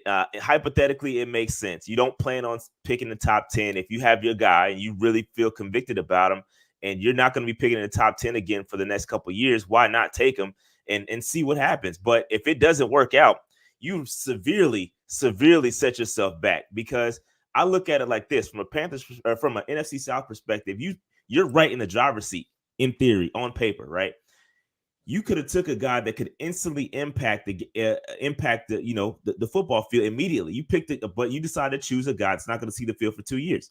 So, I mean, from a Panthers perspective, I love it, but I also get it. And if they swing and they miss, it's going to be a terrible setback for the Atlanta Falcons. Oh, for sure. You know who else you can say that about? Every quarterback drafted in the first round, ever. Every quarterback ever in the first round. If you swing and a miss, it's a huge setback. That's what that position is at that spot. Yeah, but you're also not taking you're not taking a guy in the top 10. They took a guy in the top 10, and not only that, they also paying another guy 180 whatever million guaranteed or whatever he's getting paid. So you're doubling down. You set yourself back from a cap perspective, and from a draft capital perspective. It's pretty bad. If it doesn't work out, it's pretty bad. But if it does work out, they're gonna look like geniuses. If it doesn't work out, is something I can say about JJ McCarthy. I can say it about Bo Nix. I can say it about Caleb Williams. I can say it about Spencer Rattler. I can say it about any quarterback that gets drafted. And you're not wrong about it, but like, yeah, obviously, if it doesn't work out, the Bears, if Caleb Williams doesn't work out, they're going to look real silly, especially if Jaden Daniels does. If Jaden Daniels doesn't work out, the Commanders are going to look real silly, especially if Michael Penix Jr. does, right? That's all well and good. My point here is, I'm not saying you got to like the pick, and I understand that a first-round pick could have impacted the field this year. I think the Falcons, I don't know, you tell me if I'm wrong here, I think the Falcons enter the year as the odds-on favorite to win this division, to be honest with you, whether it's Kirk Cousins or Michael Penix Jr. starting. I get it, but I also think they've built a roster that can stay together for the next 5, 6, 7 years. Get the next guy now because Kirk Cousins ain't playing when he's 40 years old, man. Yeah, I mean, if I had a crystal ball, I mean that's basically they gambled, right? They gambled, and I do agree that they're in the driver's seat on paper, right? It's got to be coached. I don't know what Raheem's going to do. Is he going to come in and just instantly make an impact? And I do agree that they were not coached very well last year. So you bring in a coach, and on paper they're solid. I just still question it. You could have brought in a guy like an edge rusher. They need defense bad, and for them to take a quarterback that's going to sit for 2 years when they could have taken a guy that impacted the game immediately. It just doesn't, man. We'll talk. I guess that same kind of applies to the Panthers too, which we'll talk about a little bit later. But yeah, it doesn't make sense to me. All right, let's jump over to the draft class. It's obviously in the rear window now. We talked a little bit last Friday about the selection of Xavier Legette, guy I very much like, guy I think fits. Oh man, I really miss that. Love that guy. Love that guy so much. And just a hell of a blast to listen to talk. So we won't spend a ton of time on him. Let's look down the rest of this class. Name me one other pick that you looked at that you really liked. Jatavion Sanders, the tight end from Texas, the one I really like. Not only I like it because of the position, right? It provides a weapon for Bryce Young, but I love it because of the value. And I can't say that for the rest of the class, right? The rest of the class, I think we're a little bit of a reach. But I think Jatavion Sanders is a guy we got for value. It's a guy that they really like. They brought him for a top 30 visit. He provides instant impact. He can see the field immediately from a receiver standpoint. Got to work on some blocking. Like, he's not perfect. His inline blocking ability is not there. Going to be a little bit predictable. They're going to have specific packages for him to get involved. But that's the one I really like. I really like that pick, and I think he's going to make an impact. He's going to see the field pretty quickly. I did too. I actually really like that pick. The only other one that really jumped off the page with me, and I'll tell you, I think it's as much about the process to get there as it was the selection. John Brooks, the running back out of Texas. I love that pick. You got the number one running back on the board, and you got your second round pick back next year to still end up with this cat in the back pocket. Like, I know he's coming off the ACL. There's questions if he's even going to be ready for when fall camp rolls around, or if it's going to be closer to week 1 of the season. But if this dude is able to get his wheels back under him the way he was playing the first half of the season at Texas, man, if he finishes last year at Texas like he started, this guy's getting drafted way higher than he did. I am totally fine with rolling the dice on Jonathan Brooks where you did. I got to bring a little realism here. One thing about me is I am consistent, right? I'm very consistent in my takes, and I'm not a fan of taking a running back in the second round. I'm just not a fan of spending that much draft capital on a position that the value isn't quite there. Now, I will agree that I do like the trade back to get, like, we traded back and then we traded back up to get him. I like that. If we had taken him at 39, 33, or wherever we stayed where we were, I would have been really upset. But because we were able to recoup our future second round pick, 2025, which we did not have, we got that back with trading back. So I'm happy about that. And I think Jonathan Brooks, I love him. He's talented, very good player, provides something we have not seen on this roster since CMC was around, with the receiving ability out the backfield, very good contact balance. He's a very good running back. Please don't get me wrong. But this is another one coming off the ACLs. I don't know how much of an impact he's going to provide immediately. And when you spend a second round pick on a guy, I want to see that impact immediately felt. And I don't think we're going to see it. Now, year 2, year 3, I think we're going to be saying, oh, this is a great pick. So I'm going to sit back and wait. I'm not going to immediately say this is a terrible pick. I'm going to wait and say, all right, let's see how it goes, because I really think that Jonathan Brooks pick is a pick for the future, right? You got Miles Sanders, probably not going to be here next year. You got Chuba Hubbard, who's on a contract year. Now you got Jonathan Brooks in that backfield. And I think that's protecting us from the future. And I do think he's not going to be RB1. I think Chuba has earned the right to be RB1. But I do think he's going to rotate in, and kind of sort of similar to what Bijan Robinson is with the Falcons. They took him in the first round, but he definitely did not get first-round snaps and did not put up first-round numbers. I think it's going to be a very similar thing to here in Carolina for Jonathan Brooks. I am very interested in that. We're talking with Rashad Beard, host of the Panther Nation podcast here on the Rob Brown Show on the Fan Upstate. The good news, because I think, like I said, the one thing holding that guy back from maybe even going off the board higher, I know how you feel about running backs. I don't even disagree with that feeling. I also know every now and then one stands out. And I think if it wasn't for the ACL injury, John Brooks would have been that guy that you go, yeah, I'm not a run back in the first round guy. I'm not a running back in the second round guy. But this cat's special. This cat's different. I felt that way about John Brooks before the injury. And here's the thing. If you get an ACL injury at John Brooks' age, as opposed to when you're 27, 28, 29, much easier to bounce back from. So that even knocks some concern down. But I think you mentioned something that I'm interested in, which is a guy who is remarkably consistent with his hands out of the backfield opens up the offense for Dave Canellis, I think, quite a bit. And if you are treating this as I think they should, I'm going to get kickback as Bryce Young's rookie season because of the BS that happened in that organization last year. Stop it. It is not. You are putting him in a new offense, utilizing the running back as a safety valve as often as you do as a genuine pattern within a formation, I think can't be anything but good. And John Brooks is that.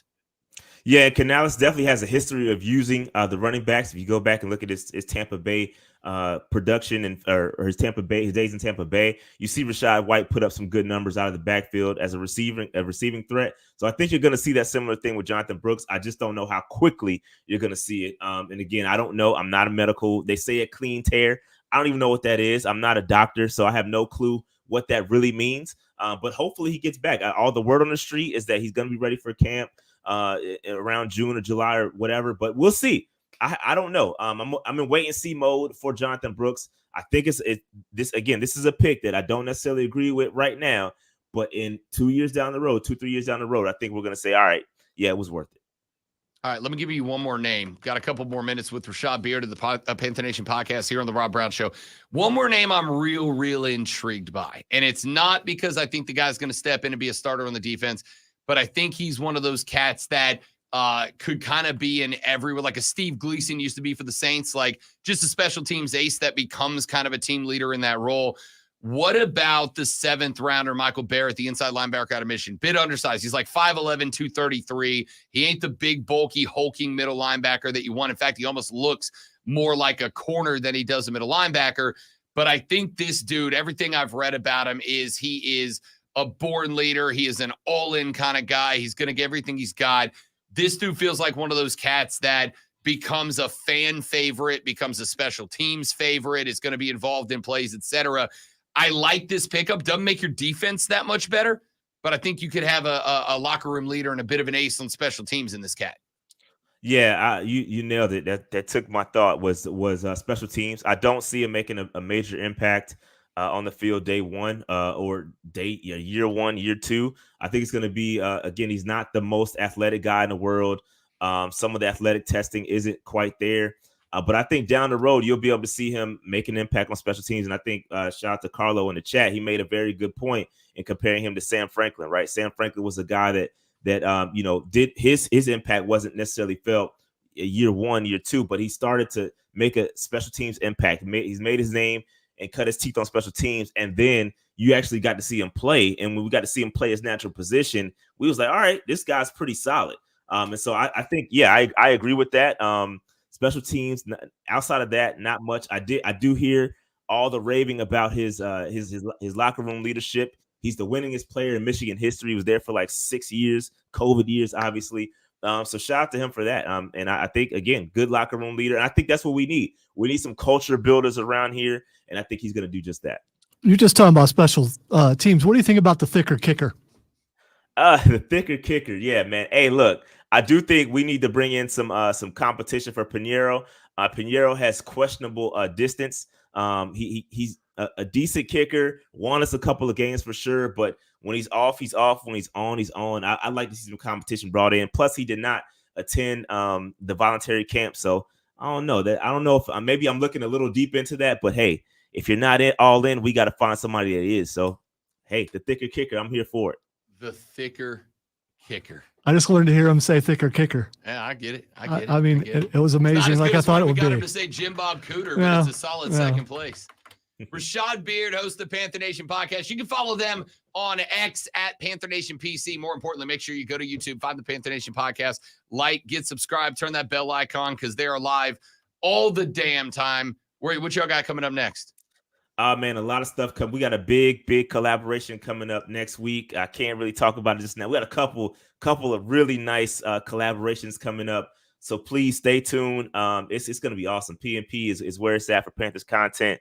A lot of big things happening. So stay tuned. And let me just leave this final thought with Panther Nation regarding this class. Be patient with it, right? Let Dave Canellis and those guys develop. I look at this class as a developmental class. I don't see a lot of major impact day one. Give them a couple years. Give them their 3 years. Let's see what Canellis can do from a development standpoint. They deserve a shot. They deserve a clean slate. So let's not be too hard on the class. I know the national pundits are grading us really low, but let's see how it develops. Let's be patient and let's keep pounding. May I just say, on behalf of me, thank you. Thank you. Because I'm so okay. Like, why are so many Cats fans setting the bar at like division title or he's a failure? My man ain't even been on the sideline yet, Rashad. What is happening with your fan base, dude? All right. Hold on. Who have you heard say that? We're Rashad, at least Rashad and I are realistic this year. You know where the expectations are. The expectations, unfortunately, are last. I haven't heard anything other than that. I didn't say you were saying that. I said I'm a man of the people. Are I'm you? out and about. Are you? Okay. Yes. You may be a man of the people, but I'm the people's champ. I agree with everything you said. Yeah, listen, he's on one today. He is. Rashad Beard, Panther Nation podcast. You can follow them on Twitter again at Panther Nation PC. Make sure you like and subscribe to the YouTube channel. Thanks for dropping got something big, but I can't tell you what it is, Rashad. Sorry. That's a hanger. Sorry. I like that. I don't want to jinx it, but just stay tuned and you'll see what's going on. A lot of good stuff. That's all I can say. Talk to you next week, big fella. All right, guys. By then you'll see it. Hopefully. By then we'll know. Yeah, we'll feel good about it. Panther Nation podcast, Rashad Beard. Talk to you next week, my man. That is Rashad Beard. We got to run to a break. When we come back in the next hour of the radio program, we'll dive more into some NBA playoffs. And then, of course, it's time for Fight Club with the great Lonzo, all coming up on the Rob Brown Show and the Fan Upstate. Not even an intro, because I'm on one today. Great. No, we're not. The Dallas Mavericks hold a 3-2 series lead after dominating the Clippers, speaking of the NBA, last night, 123-93. Luka Doncic had 35 points, 10 assists, and 7 boards in the win, while no Clippers scored more than 15 points. The Atlanta Braves woke up the bats and prevented the series sweep after dropping 2 in a row at Seattle with a 5-2 win. Ronald Acuna Jr. had 2 hits and an RBI, while Austin Riley drove in 2 more on 2 hits in the win. Chris Sale went 5 innings, giving up 6 hits and striking out 9 in the win. Make sure you tune in this afternoon from 3 to 7 p.m. for our brand new local show, Wire to Wire. Cole Bryson and Diesel, although today it's just Diesel, or just Cole Bryson rather, get you up to date on the latest local and national sports news. Great guests, great debate, and a whole lot of fun. And it's all Wire to Wire.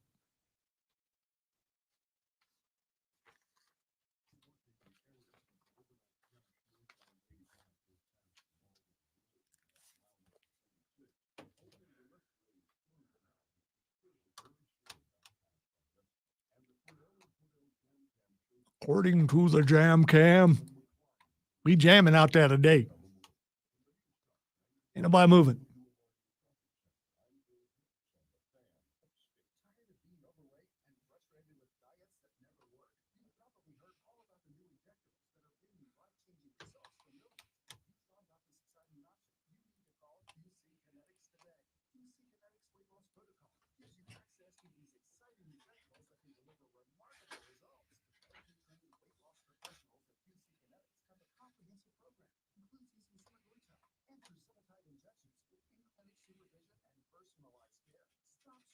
Yeah, that's pretty much it, Marcus.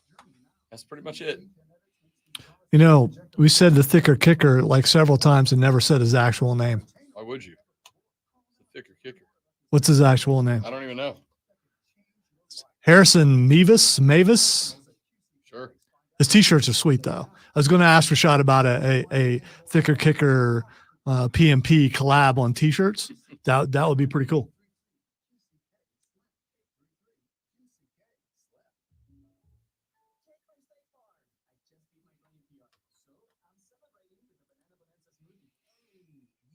Hey, Banana Bonanza.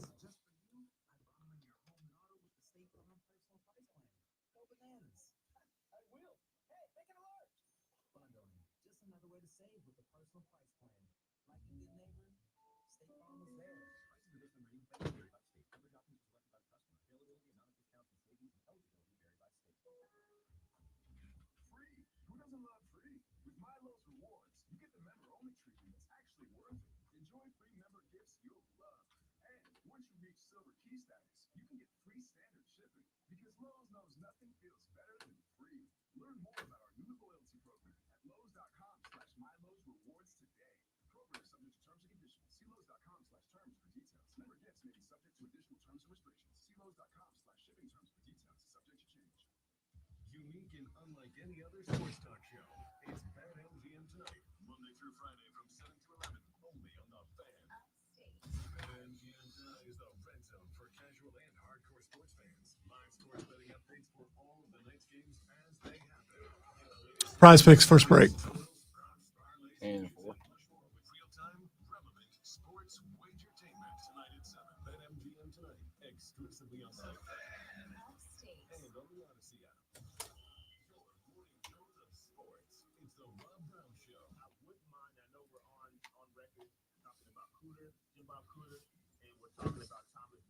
You gotta say it the right way, Rashad. You gotta say it. You gotta do it, man. I can't do it with the slang, man. Jim Bob Cooter. Come on, Jim Bob Cooter. I can't do it. Don't hit snooze. Play the Rob Brown Show. Now morning 6 to 7. Where old Jim Bob Cooter is now.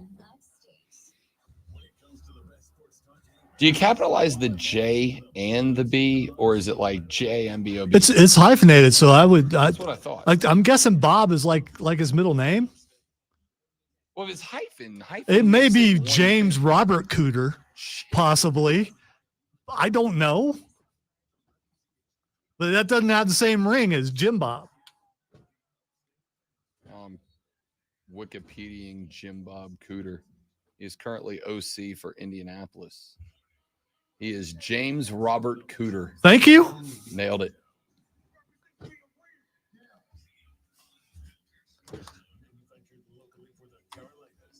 Yes, it is a wild name.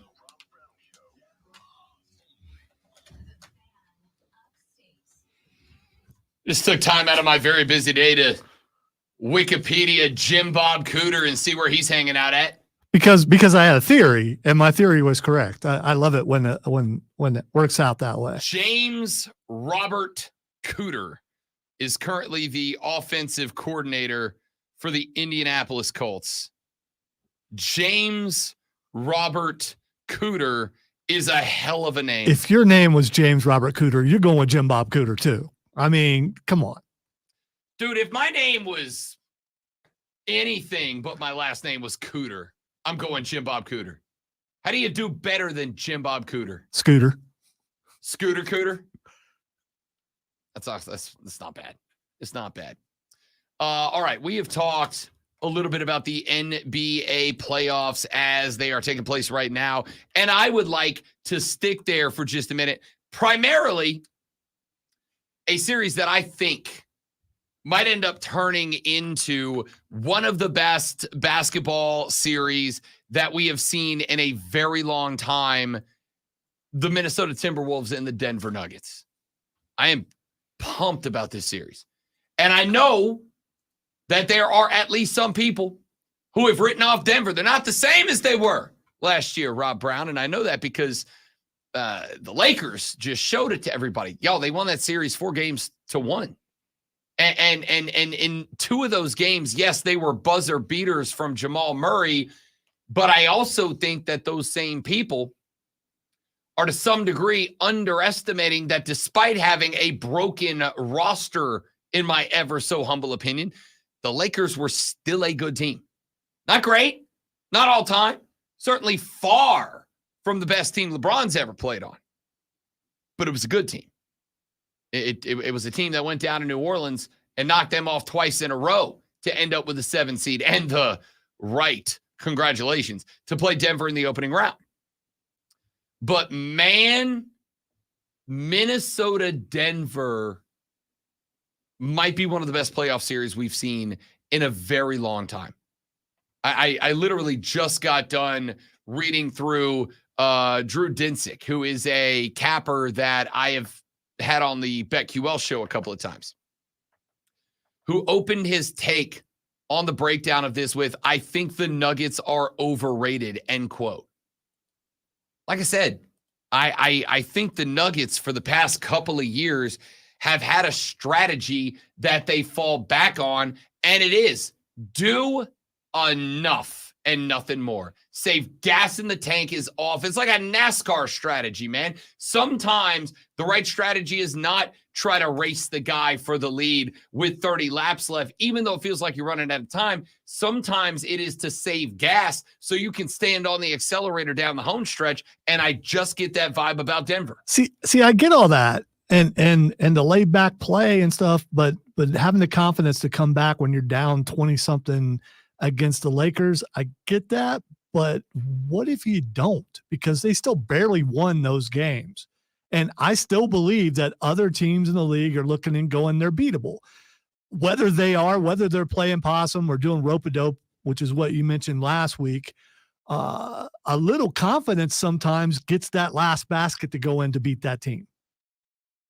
I think that if you end up in a spot where a team is maybe surprising Denver because they have hung around longer than Denver anticipated, I think part of saving gas in the tank, if I may go back to my NASCAR analogy here, I think part of saving gas in the tank is so that you have that extra gear available to you when you need it. And I think Denver has that extra gear available to them. People still run out of gas in NASCAR, don't they? Yes, they do. But again, they thought they had enough, and then they're running on fumes to cross the finish line, third or fourth or whatever. Listen, I'm not saying Denver's unbeatable by any stretch of the imagination. Denver is beatable. I just think they were about as beatable as they were last year, and they won the NBA title last year. I think they're as beatable as they were last year. Denver had some L's in the playoffs last year. They can lose basketball games.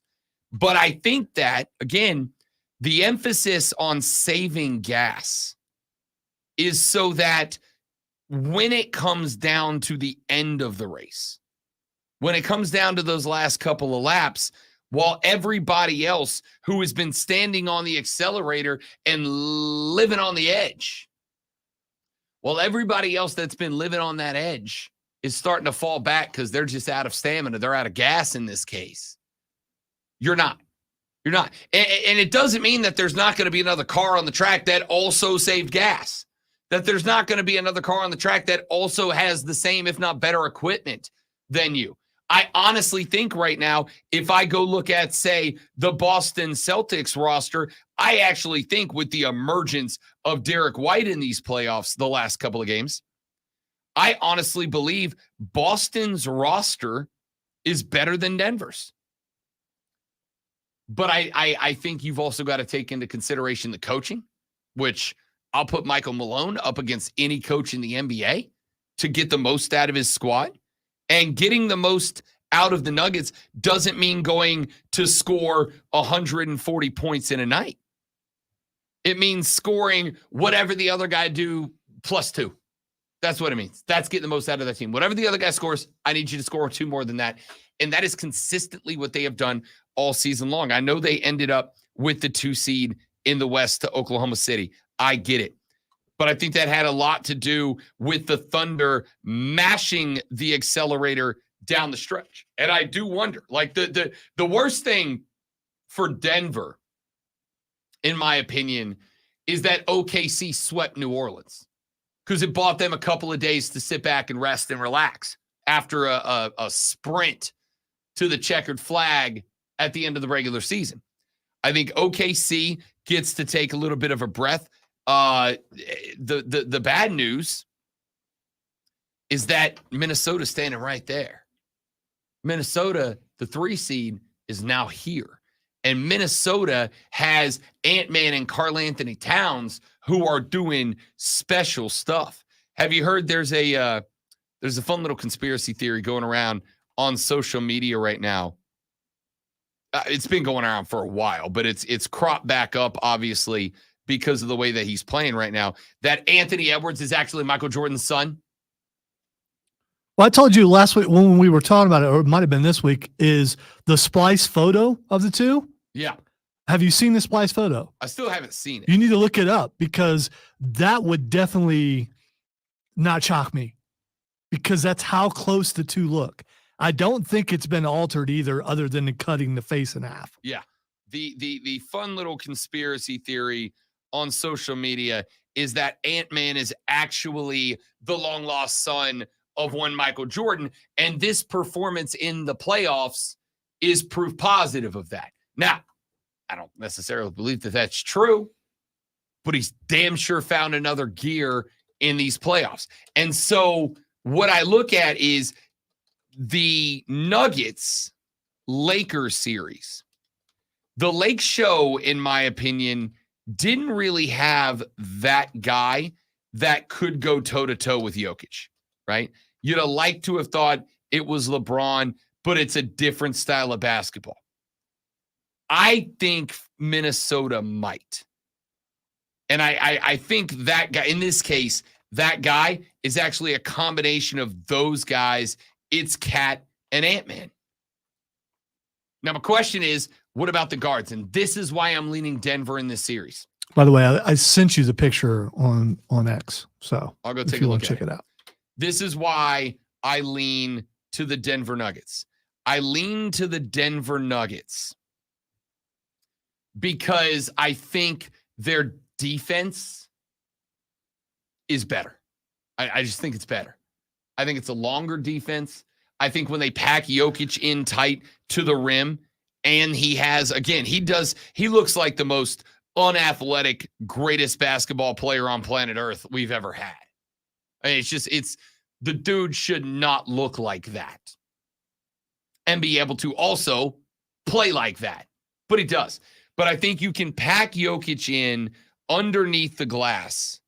You can allow him to play laterally, short quarter to short corner. And what that does is, whether you're running man or a zone in that case, it allows the guys that would ordinarily in a zone have a longer range out to the three-point line and up to the three-point line if they're out in that corner than a lot of guys on other teams would, because Jokic is a guy behind them that can play out wider in whether it's a zone or a man, wider in either direction.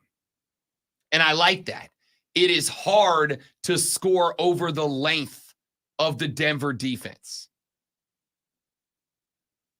And what I'm intrigued in, to me, is Karl Anthony Towns and how he impacts that. I think you've got to, whether he succeeds or fails, we'll find out. But I think Karl Anthony Towns, has got to have the rocks to go right at Nikola Jokic. I do not think it's an option. I think he's got to have the stones to go right into the big fella's face and play the kind of basketball that Nikola Jokic wants to play. I think Cat's got to play Jokic ball underneath. And I think in order to do that, it's going to be calling out Jokic and going directly at him. If Cat does that, and then he is successful, I think the T-Wolves can win this series. But I think Denver is long enough. I think they are going to play this series mind-blowing and incredibly frustratingly slow. I think Denver, despite having Jamal Murray, who, again, I love. Every time I talk Denver, we talk Jamal Murray, because while Jokic is absolutely the heart and soul of that team, Jamal Murray is as good of a scorer on the outside of a compacted defense as anybody else in the league. And I think that those two guys playing a two-man game can pretty much outproduce anything that Karl-Anthony Towns can do. I think Cat's got to go right at Jokic more often than he doesn't. I think every possession for Minnesota needs to have Cat squaring off with Jokic. I think you have to play it that way. And then you just bank on Anthony Edwards being able to do everybody up dirty on the outside. If Anthony Edwards goes out there and he earns that spliced photo alongside Michael Jordan, which I am looking at right now, and yeah, he kind of looks just like him, like a lot, like same everything. If he goes out there, Ant-Man, and earns that extra Michael Jordan comparison, and Cat is able to compete with, I'm not going to say beat, because I don't think he can beat him. And that's not a shot at Cat. I don't think anybody can beat Nikola Jokic. I think that guy has figured out the game of basketball as much as anybody else. But if he can just go toe-to-toe with the guy, if he can just be competitive with Jokic, then I think at that point, Minnesota's got a chance. I think this is a long Denver team. I think this is a Denver team that is going to slow the game down so much that fans are going to think that it is boring, despite the fact that it should be one of the most competitive series in the NBA playoffs in recent memory. But I think they can muddy it up enough. And I think, like I said, and I'm even saying this about some of the guys I have had on the show in days gone by, I'm disagreeing with them outright. I think Denver has, for the second year in a row, because remember, they were not favorites to win an NBA title last year either. I think for the second year in a row, this team has lulled some people to sleep. This team has put some people to sleep. This team has created an image about themselves that is designed to make you be bored, make you not pay attention to them, make you ignore them.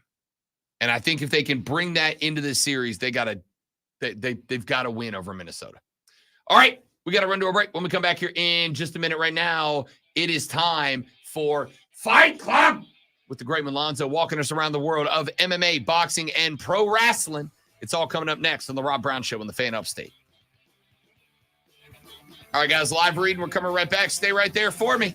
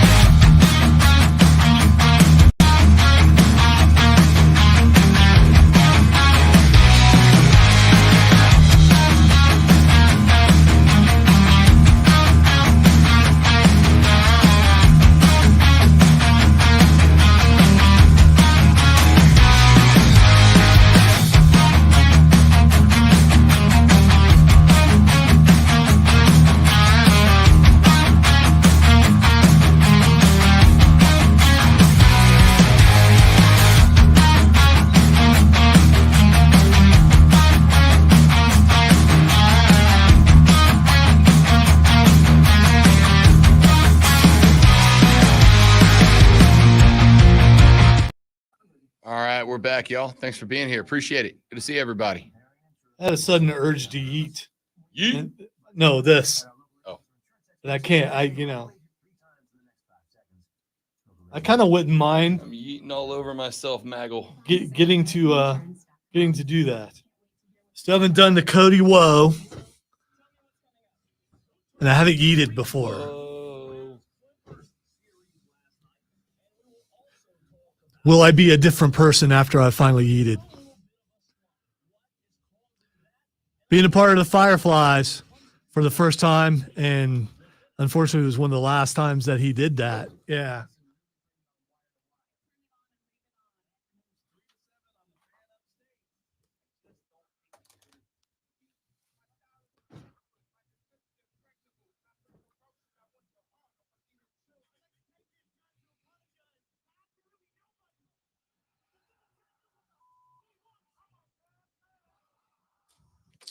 Well, welcome into the Fight Club, where we're not afraid to eat, and we talk about things that we haven't done yet and want to do. Yeet. I want to be able to eat in the crowd. I want to be able to do the whoa during Cody's theme song and watch Rob Brown sing the theme song wrong. Adrenaline in my soul. Something, Cody Rhodes. He's very consistent with that part, so I would love to see him do that. I want to know 3 straight weeks in a row. I've gone on BetMGM tonight. 3 straight weeks in a row. They've asked me about professional wrestling. The brand is strong. The brand is strong. Good for you, and I'm sure you represented well. Speaking of that, we have our name in the hat to get some WWE people on. Is that next week? I think. Yes. It's either next week or the week after, but I think it's next week. So, not sure who we're going to get or if we're going to get anybody, but we're going to try. And the last few interviews, all right, let's face it, we've never had a bad interview with a wrestler. Other type people, yes, but as a wrestler, no. By the way, before we get to WWE Backlash, Jimmy Smith says no one likes Ronda Rousey. I just want you to I got to tell know you, that. I was like, okay, I'm not surprised. I was a big Ronda Rousey fan because of her early UFC days. When she had that eye, when she was just, she did. And then Holly Holm kicked the everything out of her one day. She did. And I was in a bar. I remember exactly where I was. I was at the Harbor Tavern that night watching that fight, and like there was just something different. Is that in Harvard? Harbor. Oh, Harbor. Okay. And that was she shows up in WWE. And I think what's killing everybody is when she showed up, they very clearly put together a very special program to highlight her. And now she's like, Logan Paul's getting special treatment. It's like, yo, the UFC made a championship to give you. Remember, Ronda Rousey did not win the first women's championship. They gave her the first women's championship. Right. Then she comes to WWE. She gets to go toe-to-toe with Hunter and Steph alongside The Rock. Name me anybody else who got that push. First of all, the women's divisions existed in other forms of MMA. Just UFC didn't have it yet, and Dana White saw how strong that they were getting elsewhere and brought them in. So I don't think that was manufactured for that. It by definition was. UFC did not have a women's division. It did not have a women's championship. And then they made one and handed the belt to her to have a championship. The only belt I've really seen handed to anybody is John Jones. But, anyway, let us get to WWE Backlash, which happens this Saturday in France. Lyon, France. And actually starts at 1 p.m. Eastern Standard Time. So got some afternoon stuff to watch. Pretty excited about that. Let us start. And this is not for Nerf Wall because I didn't ask anybody else last week and I won't have a chance to do it. And you will see someone face the Nerf Wall this weekend. I'm not going to say who it is. I want to tank this one just for the lulz. Do you? Okay, because you don't have to. All right. Yeah, but you would take great criticism on this program. You don't want to do that. The World Tag Team Championships, current champions, Awesome Truth, which is Miz, and friend of the show, R-Truth, going up against DIY, Johnny Gargano, and Tommaso Ciampa. I mean, there's nobody on planet Earth over more than R-Truth right now. But here's the reason I'm not like quite ready to go full tilt lean in on this.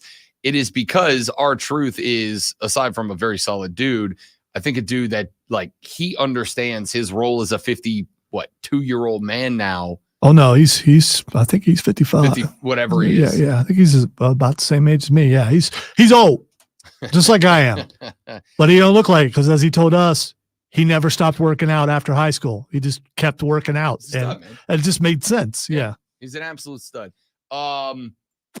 I think that there is the chance that they use this opportunity to kind of roll over the belt, because he's not a guy that's going to like carry around championships for a very long period of time. I'm actually going to go with the upset here and go DIY, get an opportunity to carry the strap. I'm not. It's the awesome truth. What am I doing? I'm not. It's the awesome truth. Okay. Undoing that. I am going with DIY. They moved the entire family, the entire way, if you will, over to SmackDown. And I do think that they're going to win. And they're more, awesome truth. While good, it's two older guys. DIY, at least younger than them. And you got to push. Hunter's going to push some of the guys that came up from NXT. And I got to believe they're going to win it. All right. The other show, Raw, which is coming to the well here pretty soon. WWE Tag Team Championships, A-Town Down Under, which is Austin Theory and Grayson Waller versus the Street Profits. I think you've got something going with Grayson Waller right now. But the Street Profits, they showed up on NXT the other day. They're kind of starting to slowly move them back to their original face persona, which they were white hot over with. Last time Raw was here in Greenville, they came out like the whole arena was bouncing when they came out. This one's a tough pick for me. This is a 50-50 pick. So coin flip, I'm going to go you keep it on with a dirty finish. You keep it on A-Town Down Under. I am also going with A-Town Down Under. Keegan on the stream says, for Fight Club, I want to see the Sanders family versus the Ball family. Sanders family wins that. I don't know. Dion's ain't got that base he used to. It doesn't matter. He's still faster than Daddy Ball. I'm not disagreeing. Daddy Ball will fight dirty though. Yep. I mean, we know that. But Shador, he can handle Lonzo because Lonzo Ball is always hurt. Just find a spot and kick him in it. Chances are he's already been injured there. Dion and Shador went full heel on social media, getting into a scrap with a kid on a JV or on a FCS team that departed Colorado, and Shador was like, he's mid. We didn't need him anyway. The kid's dad fired back off and was like, why would you talk about my kid? He's not there anymore. And then Dion was like, my kid's going first round of the draft. What's your kid going to do? I got time. LOL. It's like, dude, maybe you shouldn't have time, Dion. Maybe don't have time. I'm sure he doesn't have time this moment because he's preparing for a championship for Colorado. Intercontinental Championship. Yeah. Sami Zayn versus Chad Gable. I got to tell you, the Chad Gable heel turn, I'm okay with it.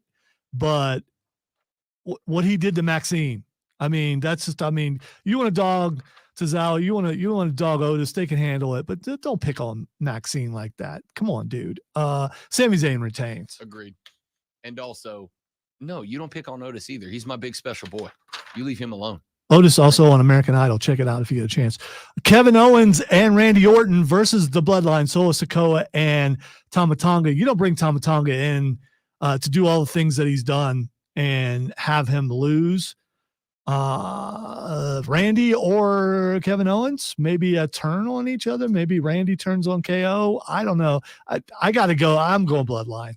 I am going Bloodline. I don't even think you need one of those guys to turn on the other per se. I think you can have the Bloodline just kind of keep up to their old tricks, right? Just kind of keep doing what they're doing. By the way, there's more Usos running around. There are, right? Including another one who's just been signed. You could end up who with could show up 2.0 that has none of the OG members with the exception of Solo Sikoa in the leadership position, and they start coming out and you just retell the story, repackage. I'm not saying it'll work or not.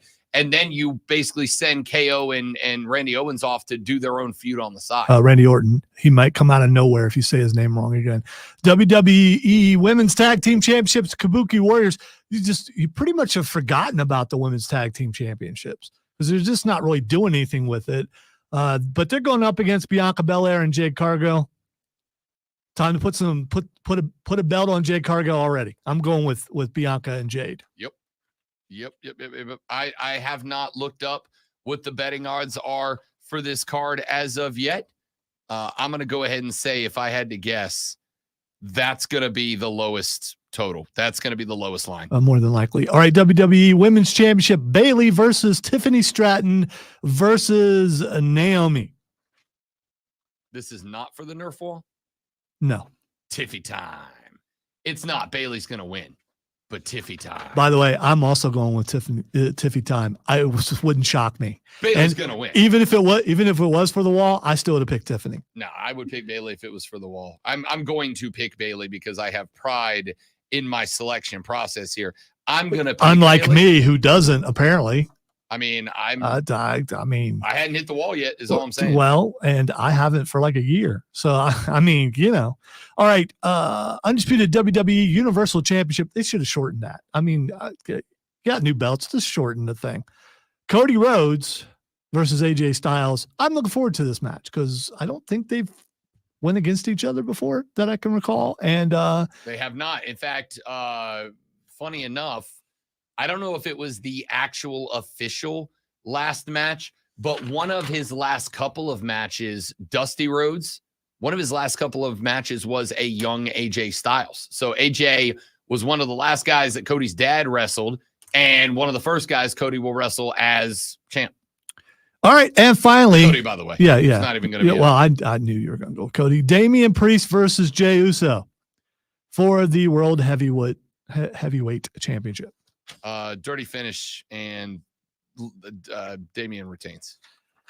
All right, so I'm going to go with that, but Dom Mysterio is an evil mastermind who is trying to bring about the demise or take over Judgment Day, and I think he put a hit out on Rhea. There's been another sighting of he with Liv coming out of the same place. They don't show those things without them having meaning. Damian Priest being mad, saying he doesn't need them. Maybe a time to turn on Damian Priest and he loses the belt to Jey Uso. It just would not shock me. That's all I'm saying. It wouldn't shock me, but I also will tell you that I did go look at the odds after I said I haven't looked at the odds. I just pulled them up.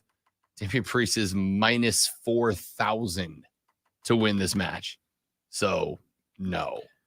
We'll see. All right, one more quick thing before we take our break.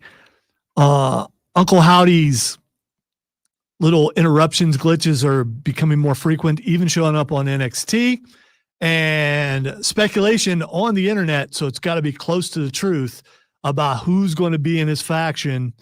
Here are some of the names. Braun Strowman, of course. Eric Rowan, who just signed with WWE, by the way, either yesterday or this morning. I think it was yesterday. Nikki, possibly. Alexa Bliss coming back because she's due to come back. Dexter Lumis, Joe Gacy, and Tatum Paxley. Those are some of the names. Rowan for sure. I found Braun coming out the other night to make the save for, who was it? Jay. For Jay. I found that real interesting because I don't know. I mean, that's a babyface save in that moment. That's right, because he got up in the face of the lineman and dwarfed the Kansas City offensive line. Yeah, it's pretty sad. But that's how big Braun Strowman is. Yeah, that's more about Braun than it is about the OL for KC.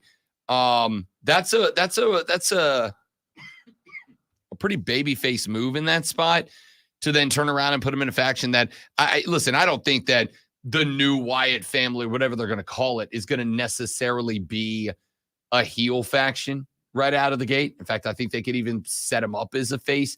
The problem is with the way that you've got the imaging and optics of this thing before it even hits the screen for the first time, like, how do you do a whole horror movie, found footage, whatever setup for them to then come out and go, we're here to help Cody Rhodes. Whoa! Like, there's a couple that I believe Eric Rowan's in there. I think that's a given. Dexter Lumis, as far as I can tell, still on the roster. I think he fits in perfect there. And I think Tatum Paxley. I would love to see Joe Gacy move up and be a part of that, but I don't think he will. I actually like Joe Gacy a lot where he is. I don't know. I don't know who would fall into this. I do know there was like a series of letters and numbers that came out the other day, and it was like a bunch of, and if you someone has went through and found out it's all the initials of everyone you just listed. Yeah. Right. It's all those initials. I don't know. It's interesting, but I will say for the first time in a hot while, welcome to post WrestleMania season. For the first time in a hot while, you got a lot of stories that I don't know where they go. And that's when wrestling is at its best. We got to take a break. We come back and wrap this show up. Rob Brown, Texter says, something, Cody Rhodes is now the official lyric, and I will not listen to anyone telling me otherwise. That is the official lyric. All right. We'll wrap up a few sports stories before we call it a day next on the Rob Brown Show in the Fan Upstate.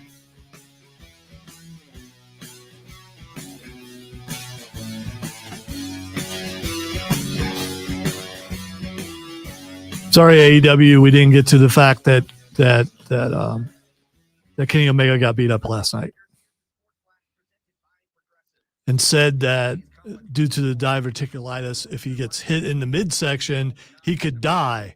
And so, They came out and immediately hit him with a big stick. well, no, it wasn't immediate, but the scapegoat eventually hit him with a chair in the midsection, and then they beat him up in the back, and generic save by FTR, but FTR got beat up too. It was. And Tony Khan in the beginning saying he's going to run the show from Jacksonville, and then I did see that. Then really bad effects to. I mean, if you're going to make it sound like you're having problems, I think they could have done better. That's all I'm saying.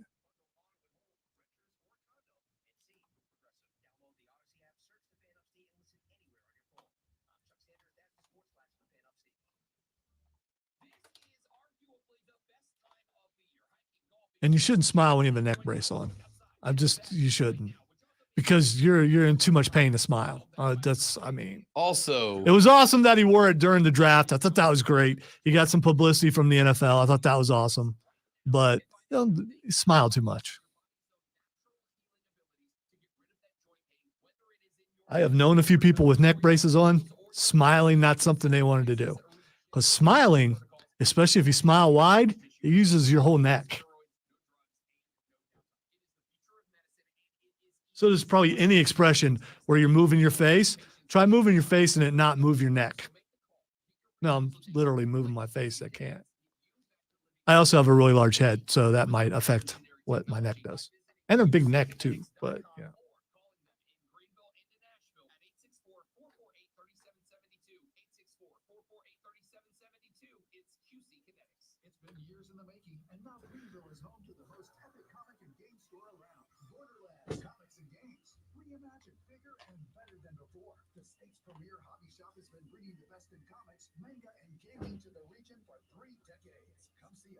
They keep showing on my feed on this day when JBL gave Eddie Guerrero's mom an actual heart attack in a thing that was supposed to be kayfabe heart attack, and she actually had a heart attack. I've never heard that story. It was at a house show on Mother's Day weekend. You know what? We could spend a whole segment on Dom's mustache. Hey, did you look at the picture for Ant? Yeah. And I mean, dude, it's legit.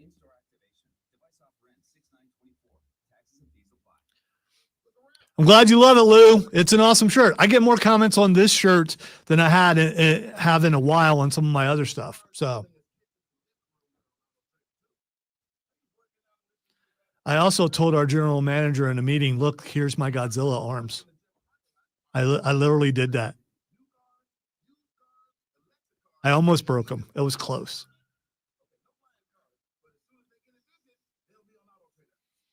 But he was wearing a shirt that's really cool, and if you're wearing a really cool shirt, you can't break.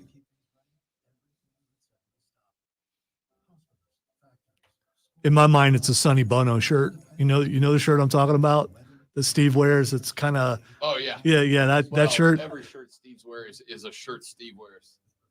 I say that with all the compliments in the world. Oh, they're I sweet. don't love I those mean, sequin jackets. I wish I could pull those off, but I mean, they're pretty For the cool. record, Keegan, your wife also has a friend who is 39 and is obsessed with Godzilla. I love Godzilla. Always have.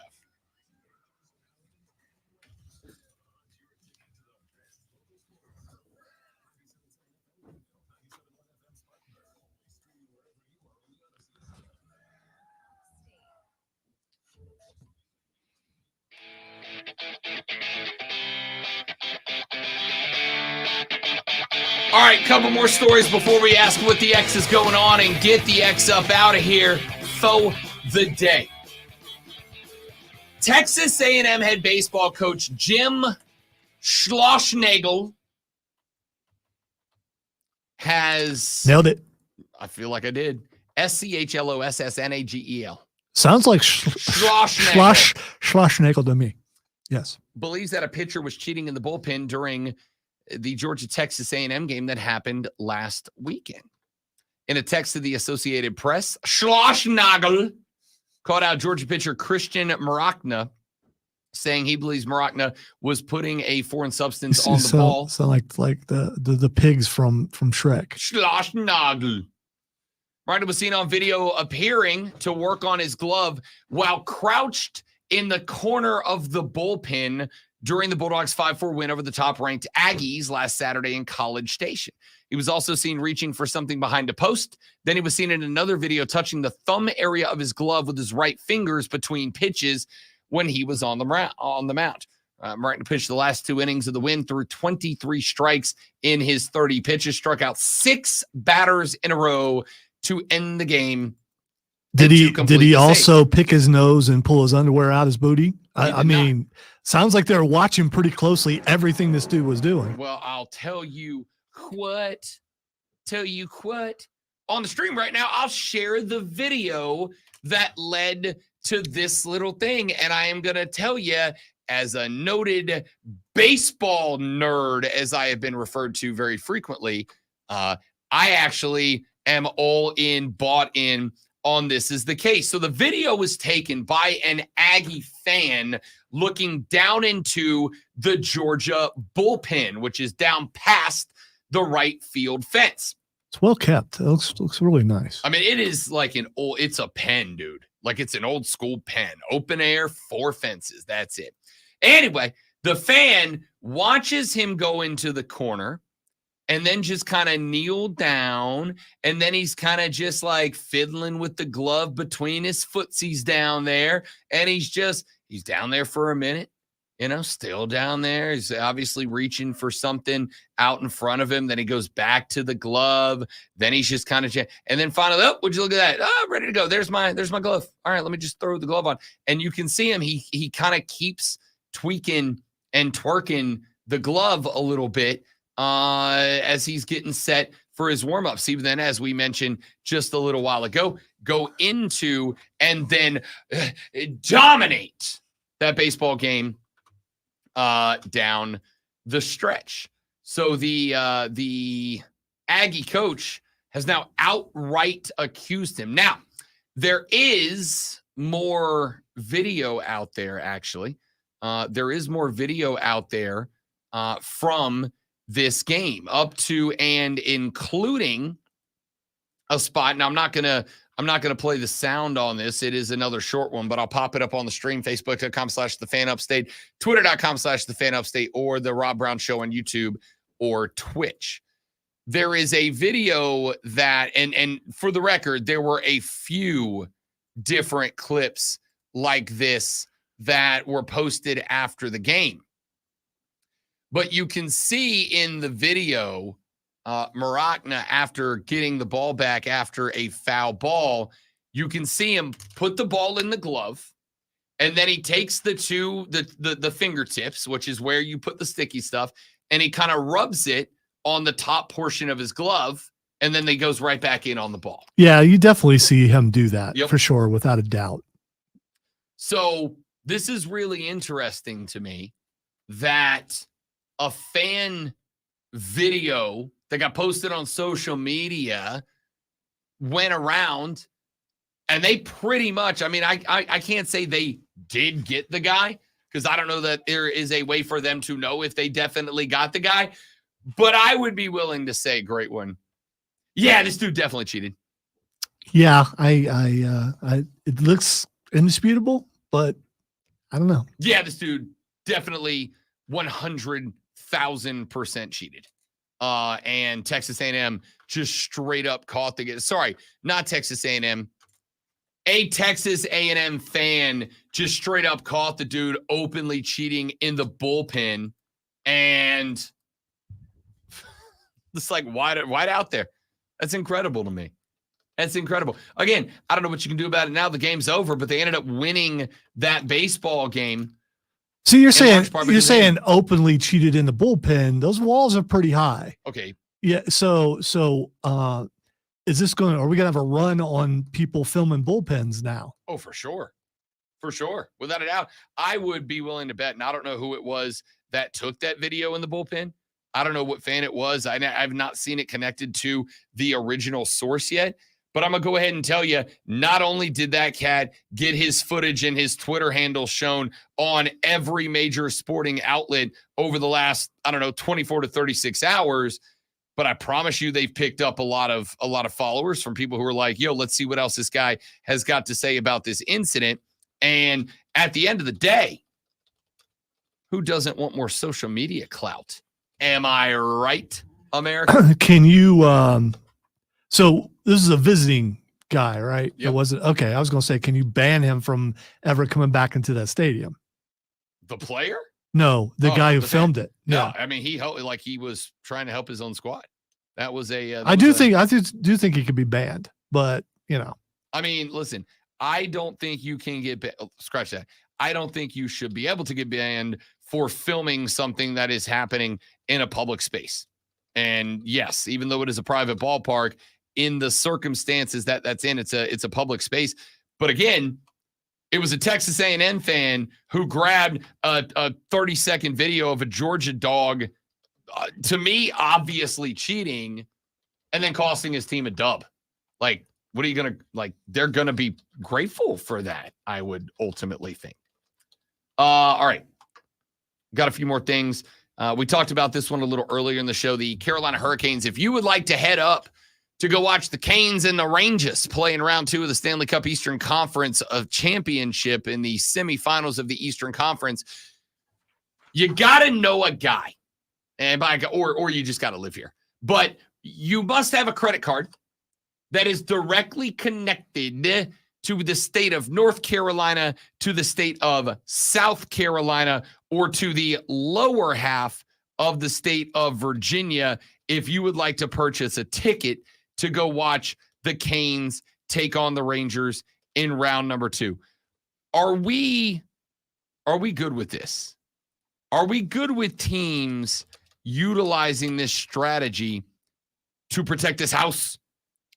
Because we talked about Joel Embiid earlier this week getting up on the 76ers fans because they effectively allowed the New York Knicks fans to turn Wells Fargo Arena into Madison Square Garden South in the last game that they played there. And there is a couple of tech bros as well as the Philly management that are buying something like 4,000 tickets for the next game back in Philly, which is tomorrow night. Like 4,000 tickets to make sure that they all go to 76ers fans for this next game. The Canes were like, nah, we don't really want to go through all that. We'll just make it where you're not even allowed to buy a ticket on the original market if you're not from here. If you're not from here, we want it to be a true home ice advantage. I'm good with it. I think I am. The more I think about it, like, yeah, it stinks. Like, let's say you're a New York guy who's down here and you don't get the chance to go see your Rangers play very often. And you're like, all right, Raleigh's what, 5 hours from here, whatever it is. I'm going to go ahead. I'm going to pack it up. I'm going to head up to Raleigh and I'm going to go watch the Canes play. No, you're not. No, you're not. All right, time for Twitter trending topics, or that's what it used to be called. Now it's called What the X. So we're gonna ask Rob what the X is going on. He gave me a look like what are you doing? What are you even doing? I'm finishing the day off the way I started. The first thing that is Xing is X-Men 97. Okay, so did not get a chance to watch the new episode last night because We can move on. there were all the sports in the world. No, I don't want to because I've seen a couple of clips from the new episode last night, and I'm going to tell you that yes,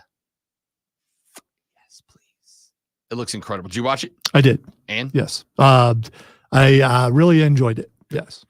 I'm very in. I Some love this surprises show. in there. I was spoiled about one thing by Rob Brown, I but didn't spoil it. yeah, I wouldn't have been looking for it probably. So that's kind of a spoiler. But yeah, but it's still that didn't excite me that much. I started watching it 2 weeks ago. I think I was getting caught up, and the lady friend who she'll dabble in the Marvel Cinematic Universe. She got real connected to Iron Man and all that, and she was in. I'm watching. She walks in, and I don't remember what scene was on, but she's like, "Oh God, cartoons really? It's like too much." And I'm like, "Dude, this is a cartoon from my childhood. It is a continuation of a childhood cartoon. I'm gonna watch it. If you don't like it, shut up and leave me alone."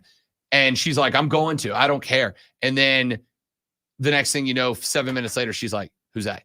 Who's that? What's he do? What's his power? Who's that? Where's he going? Wait. Where'd that guy come from? Wait. What's the bad guy? No. I thought he was a bad guy, but now he's a good guy. He was a bad guy. Now he's a good guy. Wait, now the good guy's a bad guy. What? It was fantastic. It's a good show. So give it a chance if you haven't watched it yet. All right, the next thing that's Xing is the final boss. Dwayne. Diarrhea. is cool.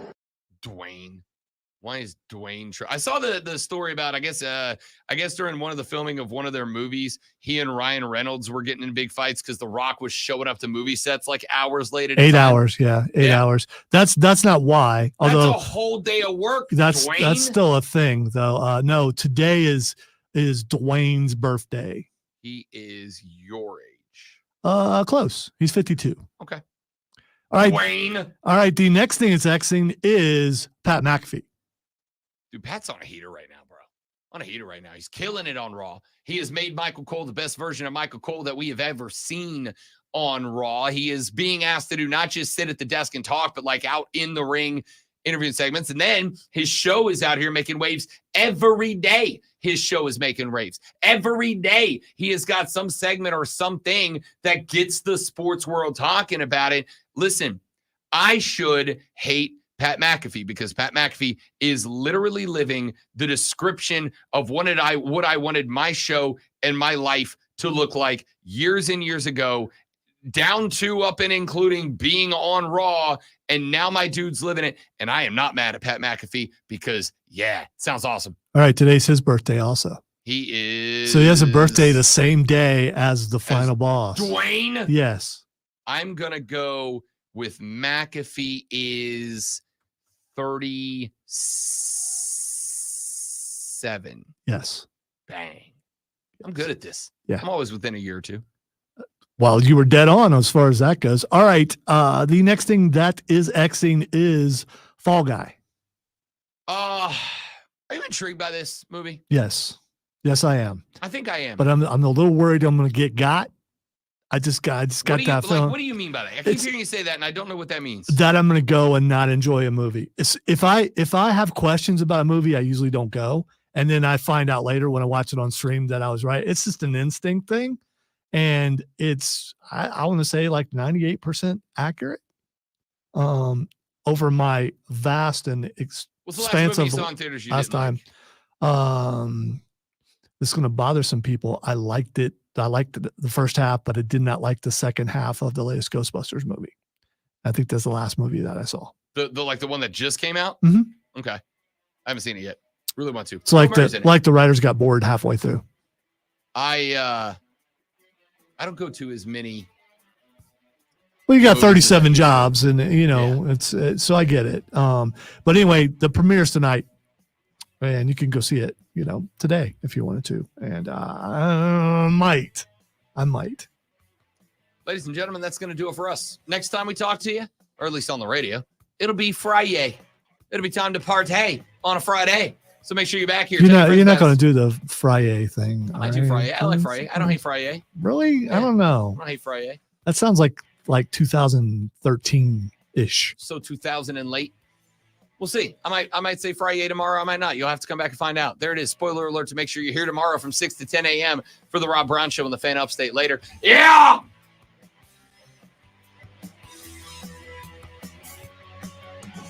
All right, dudes and dudettes. Robbie B is a grumpy Gus today. So, None of you noticed that. I'm a grumpy Gus. Did nobody notice that because you played it off so well. I'm a thespian. Yeah.